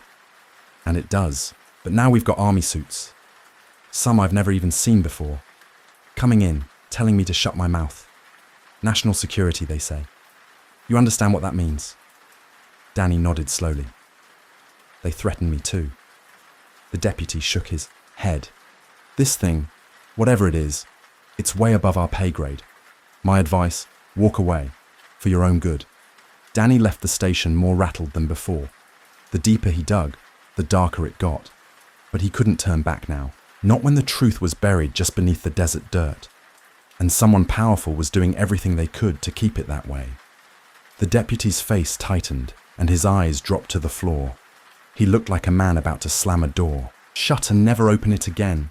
Don't drag me deeper into this, Danny," he muttered. "I got a family. You understand?" Danny tried to press, but the deputy shook his head and turned away, ending the conversation with a finality that couldn't be missed. Later that morning, Danny drove across the outskirts of Roswell, kicking up dust as he visited nearby ranches. One by one, he spoke to ranchers and farmhands, anyone who might have seen something unusual during the thunderstorm. Some said they'd heard a strange boom, sharp and wrong, nothing like thunder. A few had glimpsed lights flashing in the sky, erratic, fast, unlike lightning, but none could say for sure what they saw. One weary ranch hand rubbed the back of his neck and said he'd seen scraps of metal in the field the next morning. "But they came early," the man said quietly. "Army, took everything. like they knew exactly where to look. Another woman, a retired teacher living on a small parcel near the ridge, told him she'd seen army trucks rolling out with tarps. Big ones, she said. Covered, but you could tell there was weight to them. Still, it was all rumor. No photos, no debris, just stories whispered over fences and under breaths. The military had swept in fast and hard. It was like trying to prove a ghost had passed through town. Late that afternoon, as the desert sun cast long shadows across Roswell's main street, Danny walked aimlessly, trying to make sense of what little he had. Then a voice hissed from the mouth of an alley. "Cole!" Danny turned, startled. A tall, rail-thin man stood just beyond the light, waving him over. It was Oliver Grayson, a local eccentric known for wild stories and stranger theories. Most people crossed the street to avoid him. "Come on," Oliver said, glancing over his shoulder. "I've got something you need to see." Cautious but curious, Danny followed him through the alley and into the back entrance of what used to be a photography studio, now boarded up and half forgotten. Inside, the air was thick with dust and the smell of chemicals, long dried. Oliver pulled a curled-up sheet of photo paper from beneath a loose floorboard. He unrolled it carefully on a warped table. It was a large-format negative, grainy, smudged, but distinct. "Took this the night of the storm," Oliver said, his voice trembling. "Was trying to get lightning shots. Then I saw these." The negative showed streaks in the sky, like trails from meteors, but one of the lines curved sharply in mid-air, almost like it changed direction. Danny leaned in. "That doesn't look natural." "They weren't," Oliver whispered. "They moved too. Precise, not falling, flying." Danny narrowed his eyes. The quality was poor, but the odd curvature couldn't be dismissed easily. If it was legit, it might be the first physical piece of evidence supporting what people had been whispering. "Why not show this to the sheriff or the paper?" Oliver snorted bitterly. "They already think I'm crazy. And the men in suits, they came through here, tossed the place, took everything. I barely got this negative stashed before they kicked in the door." He shivered, running a hand through his greasy hair. "They're not just covering it up, kid. They're erasing it, like it never happened." That evening, the army held a hastily arranged press conference at the Roswell base. The room was packed. Reporters, locals, military brass. Major Harold Tate stood behind a podium, his uniform pressed to perfection, his expression carved from stone. Behind him hung a diagram of a weather balloon, blown up large and deliberately bland. "We recovered a balloon and its radar reflectors," he said in a measured tone. "There is no evidence of anything out of the ordinary. We urge citizens to disregard baseless rumors." Hands shot up. Reporters pressed for details. What about the debris, the symbols, the strange behavior of soldiers in the field? Tate's jaw clenched. "Everything recovered falls within expected materials for a standard meteorological instrument." Danny, standing in the back with his notepad, raised his voice. "Major, can you confirm whether military personnel entered civilian homes, like the Navarro Ranch, in connection to this supposed balloon?" Tate hesitated. A brief flicker, but there. "Those are routine procedures. Sometimes people mistake standard equipment for something unusual. We clarify and collect what belongs to the government. No elaboration, no acknowledgement, just the same line, repeated like a shield." In the following days, rumors in Roswell only multiplied. Some said it was all fake, just hysteria. Others claimed there had been small humanoid figures recovered from the crash. Conspiracy or joke, everyone had a version. The town was thick with theories and tension. Meanwhile, military presence along. The outskirts of town increased. Roads near the desert were closed off, for safety. Soldiers stationed like sentries near arroyos and cattle gates. Danny felt it tightening around him. The cover-up wasn't sloppy. It was methodical. They were sweeping the desert clean. Then, on a scorching morning 2 days later, Betty Navarro walked into the newspaper office, her face flushed, her eyes burning. "They came again," she said without greeting. "Men in suits, same as before. Said if my father keeps talking, he could face legal trouble." Arrest. My father's proud, but he's terrified now. He's not sleeping. He thinks they're watching the house. She paused, pulled a battered envelope from her purse, and set it gently on Danny's desk. We hid this, she said quietly. Figured they might come back. Danny opened the envelope. Inside was a second piece of the strange metal, similar in shape to the first, but slightly larger. It was dull silver, cool to the touch, and when he tried to flex it, it resisted until it suddenly bent, and then just as quickly returned to its original form. No mark, no crease, just perfect. His hands trembled slightly as he set it down. Betty watched him, her voice steady but low. We didn't ask for this, Danny. We just want the truth. That's all. Danny looked at the metal, then at Betty, and finally at the quiet hum of the newsroom beyond the office door. Whatever had fallen from the sky that night, it had changed everything. And the storm wasn't over yet. I can't just let them stomp on. The truth, Danny muttered, staring at the jagged metal shard in his hand. Its surface shimmered faintly under the desk lamp, strange to the touch, lighter than aluminum, yet harder than steel, definitely not man-made, or at least not anything standard. He'd promised to keep it safe. Through a quiet contact at the local airfield, Danny arranged a meeting, off the books, hush-hush, with someone who might finally shed light on what the hell was going on. Dr. Evangeline Parker, a reserved aerospace engineer rumored to be helping Major Tate with classified research, agreed to meet under the cover of darkness. They met in the still shadows of an abandoned hangar, the stale scent of oil and dust thick in the air. Dr. Parker stepped out from the gloom, her coat pulled tight, face pale and drawn. "You brought it?" she asked in a low voice. Danny handed over the fragment. She examined it with trembling fingers, her breath catching. Same material, same impossible properties. She glanced around the hangar, then pulled a folder from her bag, scribbled notes, partial test results, diagrams that Danny couldn't begin to decipher. "It's not from any aircraft we've ever catalogued. Not a weather balloon, not a drone. Nothing," she whispered. "The metal is ultra-light yet nearly indestructible. And the chemical structure, well, it doesn't match anything on the periodic table." "Then why are they saying it's a balloon?" Danny asked. "Orders, official ones." Her voice cracked, strained by conflict. "They made me classify it under balloon debris. I feel like I'm betraying everything I stand for." She looked at him, eyes haunted. "I suspect this isn't from Earth. Or if it is, it's technology far beyond what we've developed." Danny swallowed hard. "And if you go public, I'd lose everything," she said simply.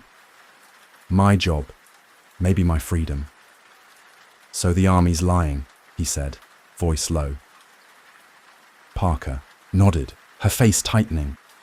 "They say it's to avoid mass panic or foreign interest, but I think it's more than that. They're trying to reverse engineer whatever this is. They could be sitting on something that rewrites the laws of physics."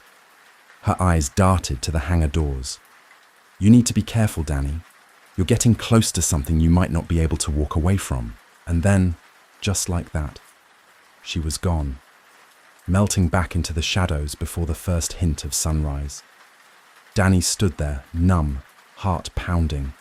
Alien tech, secret government cover-ups. The pieces started aligning in his head.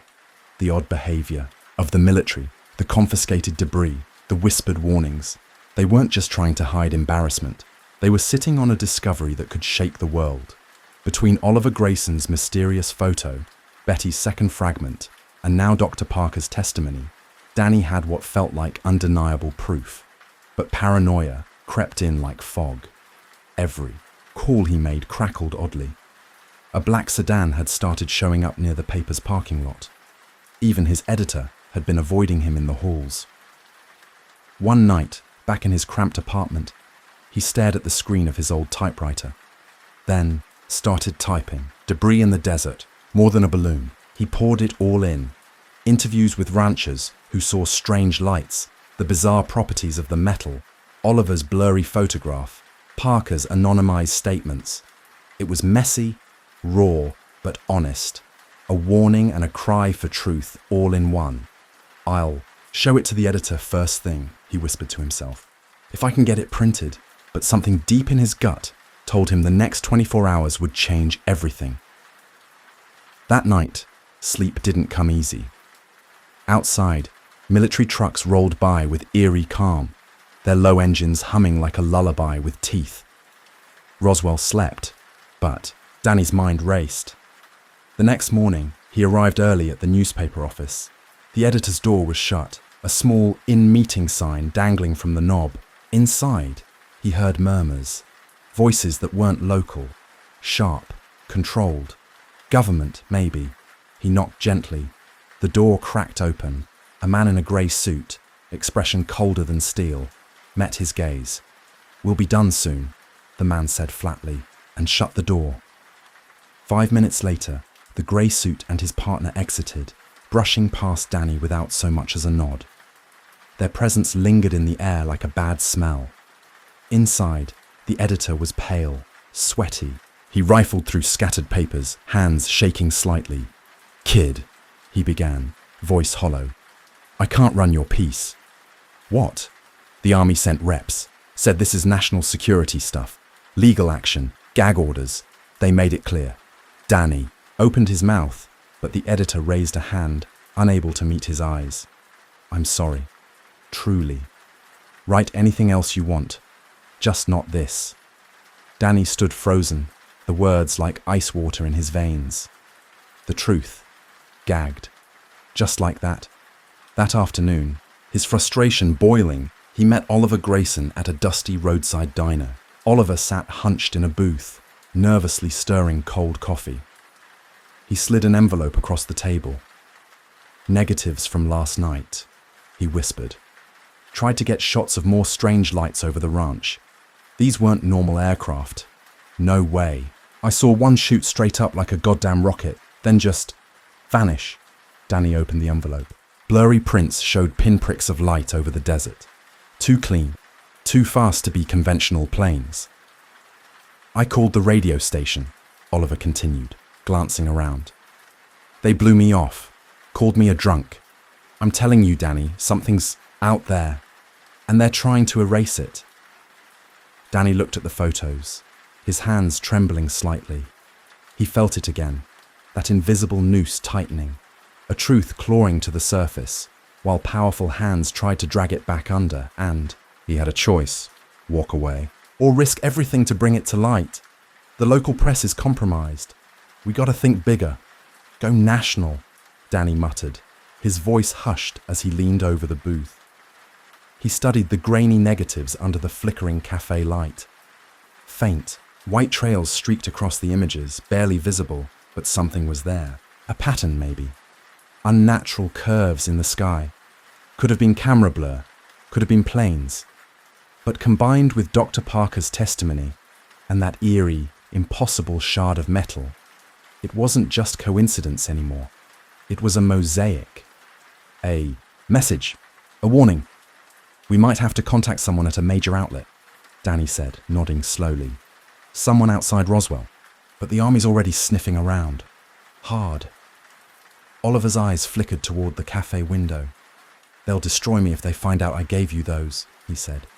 His hands trembled slightly around his coffee cup. "But if we sit on this, they'll bury it for good, and no one will ever know." That night, Danny holed up in his cramped apartment, typing furiously. 8 single-spaced pages, his clearest, boldest account yet. Everything was in there. The testimonies, Parker's, anonymous confessions, the lab anomalies, even the photos. He planned to mail it all. Documents, photos, metal sample, to a national wire service. Someone had to care. Near midnight, the phone rang. Half asleep, Danny grabbed the receiver. "Hello?" A hiss of static answered first. Then, a distorted, mechanical voice rasped. "We see your typewriter blazing. Stop, or the next knock you hear won't be so polite." Click. The line went dead. Danny froze, heart hammering. Then he lunged for the window, pulled the curtain aside just enough to peek out. The black sedan was there. Again. Parked across the street, engine idling low. Its interior was too dark to see the driver, but someone was inside, watching, listening. They were tapping his calls now. They weren't bluffing. I need to disappear. If I want to get this story out, I can't stay here. He swept the typed pages into a satchel, along with Oliver's negatives and the second shard Betty had given him. Then quickly, he scribbled a note. Betty, meet me at the gas station near the highway. Dawn. No delays. By 4:30 a.m., Danny slipped out the back of his building, heart pounding in his chest like a drumbeat. The sedan was still there, but the driver appeared to be slumped back, possibly asleep. Or pretending to be. He didn't wait to find out. His truck groaned as it rolled to life, coughing a puff of black exhaust. Dust kicked up behind him as he tore down the service road, keeping headlights dim until he was miles out. At the abandoned gas station, the sky was turning pale orange. Betty's beat-up pickup rolled in minutes later. She jumped out, visibly shaken. I had more visitors, she said before he even greeted her. Same men as before, cold eyes, suits. Said it was best for my family if we handed over the last piece. I told them I didn't know anything. They're escalating, Danny muttered. I think they know we're planning something. She nodded. We can't keep sitting on this. We need help. Someone with authority, someone outside. Danny hesitated, then said, Parker. She might know someone, a scientist outside the base, someone who can verify the metal, get it published, make noise. Betty agreed. Do you know where she is? He did, sort of. A friend of a friend had told him Parker sometimes retreated to an old barn miles outside town when things got tense. They didn't waste time. The drive felt surreal. The desert stretched endlessly on both sides, silent, except for the wind slicing past the truck. Every tumbleweed that bounced across the road felt like a trap waiting to spring. At any moment, they expected blinking lights in the rearview mirror, roadblocks, or worse. But they reached the barn. It sat quiet and grey under the morning sun, flanked by brittle trees and rusted fencing. Parker waited inside, crouched by a dusty table, eyes hollow with exhaustion. She looked up when they entered and quickly shut the barn doors behind them. The base is locking down, she whispered. Major Tate's forming a special unit. He's calling it an internal security task force. Their job is to root out people like us. Betty pulled out the shard. Parker took it with reverence. I've seen signs of a second recovery site, not just debris, biological matter, tissue samples. Her voice faltered. From where? Danny asked, but she didn't answer. Just shook her head, eyes wide. I'm done lying, she said after a long silence. If we don't publish this soon, the official story will be sealed as a weather balloon footnote in some dusty archive, and no one will ever know what really crashed in that field. Before anyone could respond, a booming voice echoed from behind the hay bales. Freeze! The trio spun around. A squad of soldiers stepped forward from the barn's dark edges, rifles raised and locked. At their front, Major Harold Tate emerged, expression grim and triumphant. You're trespassing on private property, he growled. Conspiring to steal government materials. You're all in serious trouble. He nodded toward Parker. A soldier stepped forward and yanked the shard from her hands, sealing it in a canvas pouch. Danny's throat tightened. We're not stealing. We're verifying the truth. Tate turned on him, sneering. You have no idea the depth you're wading into, son. This is national security. You don't get a say. Betty clenched her fists. You can't just silence people. A soldier raised his rifle. She fell silent, fury burning in her eyes. Bind them, Tate barked. Within seconds, zip ties were cinched tight around their wrists. Another soldier rummaged through Danny's satchel, pulling out the pages and negatives. Tate took them, scanning with visible disgust. You journalists, he muttered, shaking his head. Always think you know what's best, but sometimes the public needs protection from the truth. He handed everything to a subordinate. Destroy this. Every word. As they were shoved to the ground, Danny caught Parker's expression. Tight, unreadable. She was trying not to show fear, but her eyes were screaming. Whatever they'd discovered, it was big, and now they were in its crosshairs. She locked eyes with Danny. For a fleeting second, something unspoken passed between them. A quiet agreement, a shared instinct. Then, from the far side of the barn, the old caretaker shuffled into view. He was hunched, mumbling, holding a rusty lantern that swung erratically in his grip. "I didn't know there were guests tonight," he said, stumbling forward. The lantern slipped from his hand and hit the dusty floor with a crash. Oil spilled out, and within seconds the dry straw ignited. Flames licked the ground as thick smoke curled toward the rafters. "Fire!" one of the soldiers shouted, startled. The soldiers turned, coughing, momentarily distracted by the sudden blaze. That was all it took. In a flash, Parker lunged at the soldier holding Danny's satchel. She snatched a single photo negative from his hand and stuffed it inside her coat. Chaos swirled, smoke thickening, hay crackling, men yelling. "Go!" the caretaker barked, swinging open a side door. His voice was sharp now, no longer confused. He was with them. Danny grabbed Parker's arm. Betty was already moving. They bolted through the side door and stumbled into the open air. The yard beyond was dimly lit, dust clouds whirling around them. "Stop them!" Tate's voice boomed behind them. Gunfire cracked the air, sharp and cold. Bullets hissed past them as they sprinted toward Betty's pickup. Parker dove into the truck bed. Danny flung himself into the passenger seat. Betty didn't hesitate. She slammed her foot down, and the truck fishtailed, gravel flying in every direction. They tore away from the barn in a cloud of dust and smoke. In the rearview mirror, Danny caught a final glimpse of Major Tate, his uniform blurred in the dust storm, his mouth open in a furious shout. Then he was gone. They didn't speak until they were miles out, the desert stretching dark and wide around them.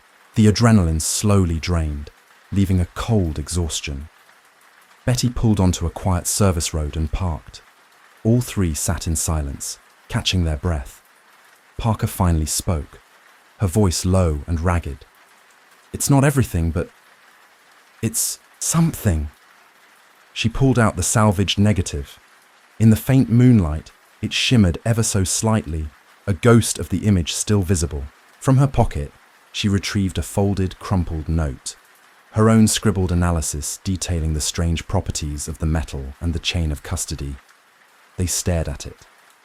It wasn't enough for a full exposé, but it was a crack, just enough to let some light in. "We have to leave Roswell," Parker said after a moment. Her voice was steady now. "Tate's going to lock the town down. He'll be hunting us. The only chance we have is to get this, everything, to someone outside. A real journalist. A station that's not already on their payroll." Betty stared out at the desert. Her eyes were wet. "If we vanish, who takes care of my father? The ranch? I can't just walk away." Danny touched her shoulder gently. "We'll come back. I swear. But right now, it's either we speak out or we let them erase everything." Betty gave a small nod, wiping at her cheek. "Let's finish what we started." Parker turned to them. "I know someone, a contact in Santa Fe. He's not exactly mainstream, but he's loud and stubborn. If anyone will run this, it's him." No more discussion. They got back in the truck, headlights piercing the oncoming twilight as they turned north. The roads were empty, and they stayed on the back routes, steering clear of checkpoints or patrols. The night felt heavier than usual, thick with the weight of what they carried. Parker clutched the negative and her notes like they were the last pieces of a lost truth. They reached Santa Fe around midnight. The truck pulled in behind a small, nondescript boarding house in the older part of town. No signs, no lights. Just a single upstairs room, lit by a bare yellow bulb behind a curtain. Inside waited Hank Beringer, a grizzled man in his late 50s, dressed in worn jeans and a wool vest. His eyes were sharp behind thick glasses. an old war correspondent, turned underground reporter. Hank had made enemies in nearly every major newsroom. Parker had met him once at a fringe aerospace conference. He raised an eyebrow when they walked in. "You look like you crawled through hell." "Close enough," Danny muttered. They sat and began to talk. One by one, the pieces spilled out.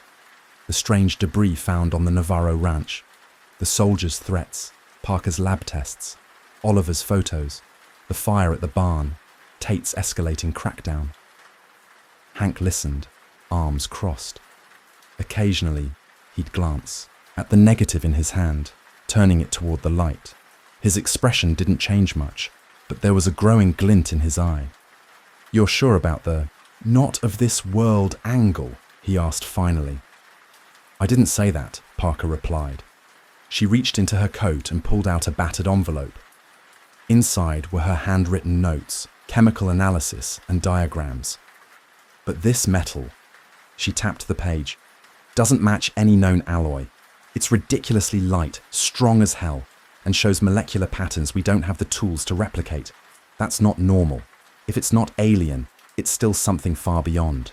Anything we've seen before, and the government's covering it up." Hank leaned back. He scratched at his stubble, deep in thought. This could be the biggest thing I've ever touched," he said quietly. "But if they've classified it, if they're already chasing you, hell, if people are disappearing, we're playing with fire." Betty straightened. "We know, but we can't just let them steamroll the whole region. People are scared. My ranch is crawling with suits barking classified at my neighbors. My dad's sick. We need to get ahead of this." Hank stood, walked to a corner desk, and flipped on a second lamp. "Then we don't wait. Here's what we do." He laid out a plan.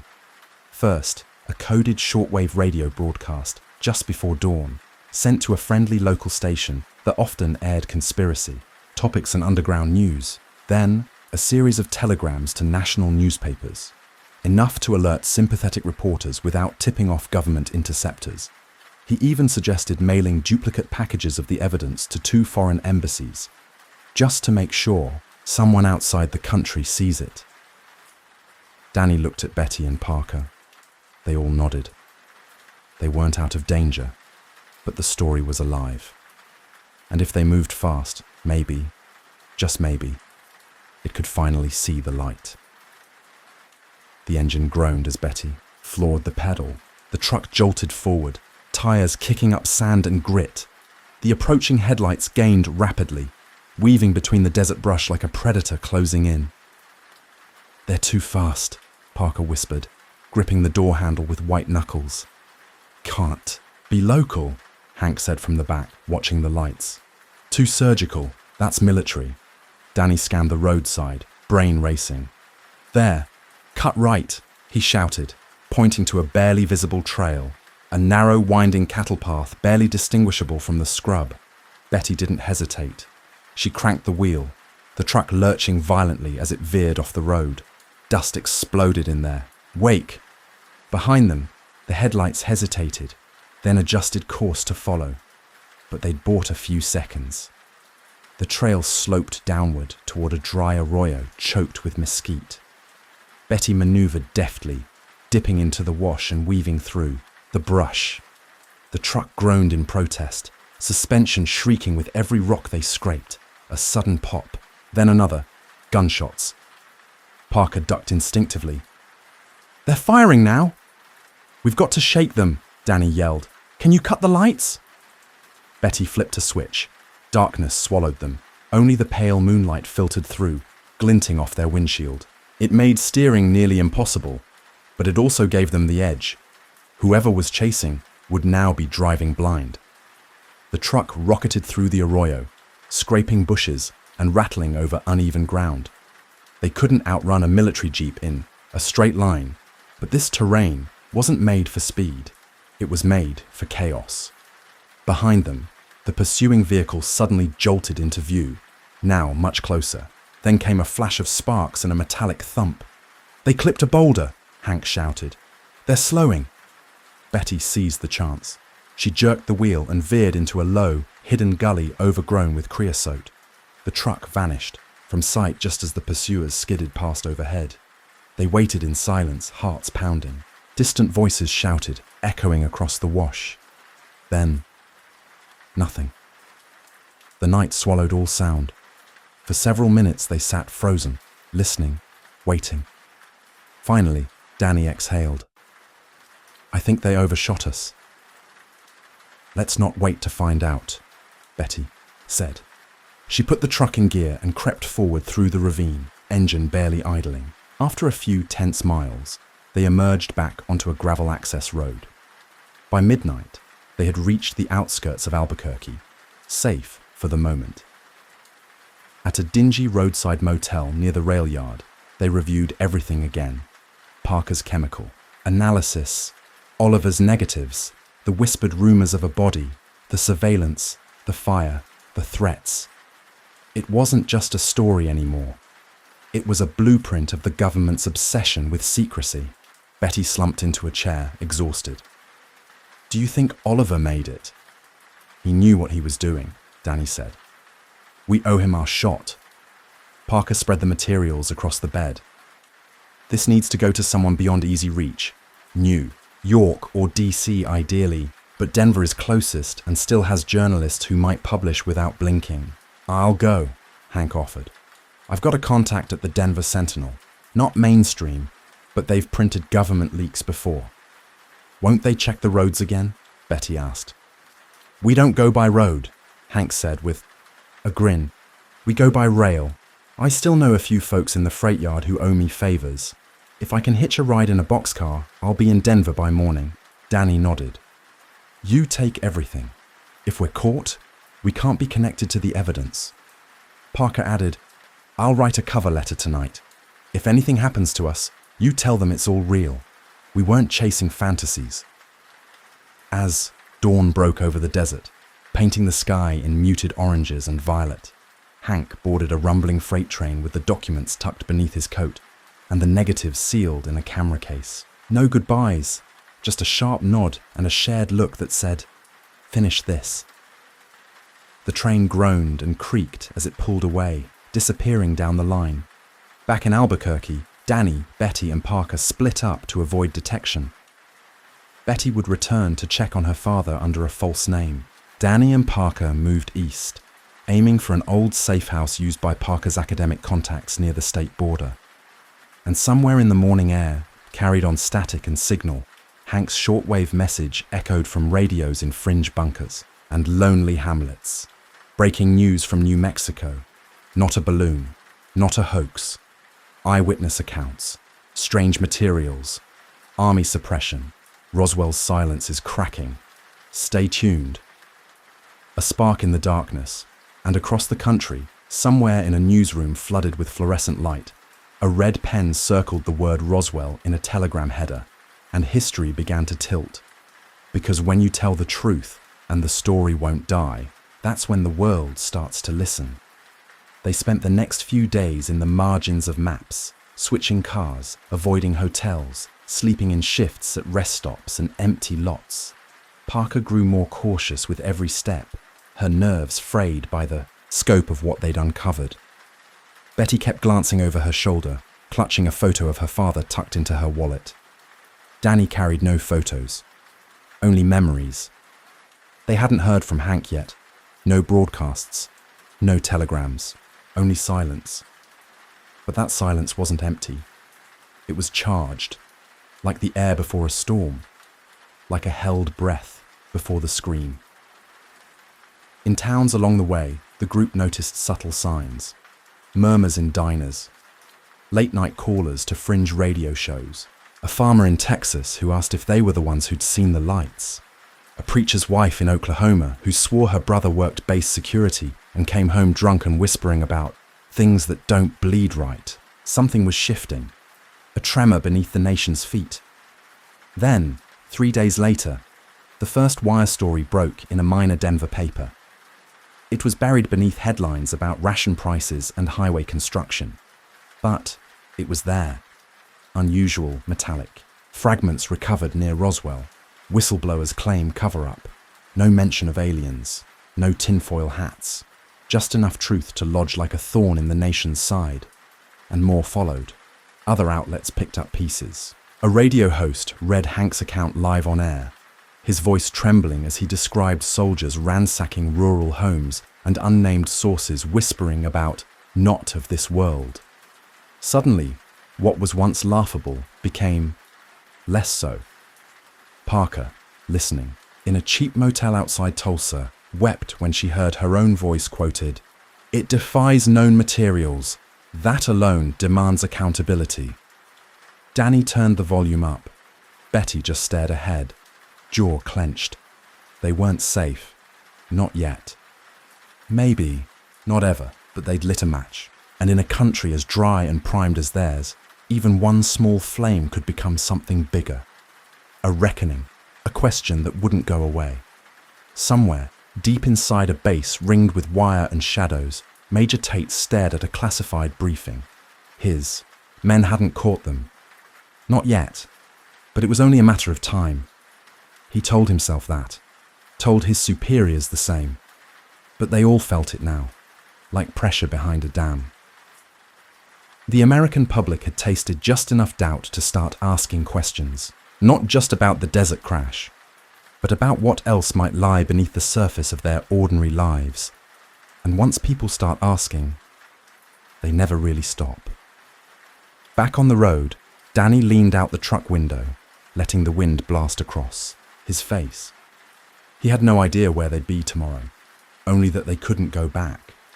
But ahead, somewhere out there, past the fence lines, past the checkpoints, past the silence, was the rest of the story. And maybe, just maybe, someone finally willing to listen.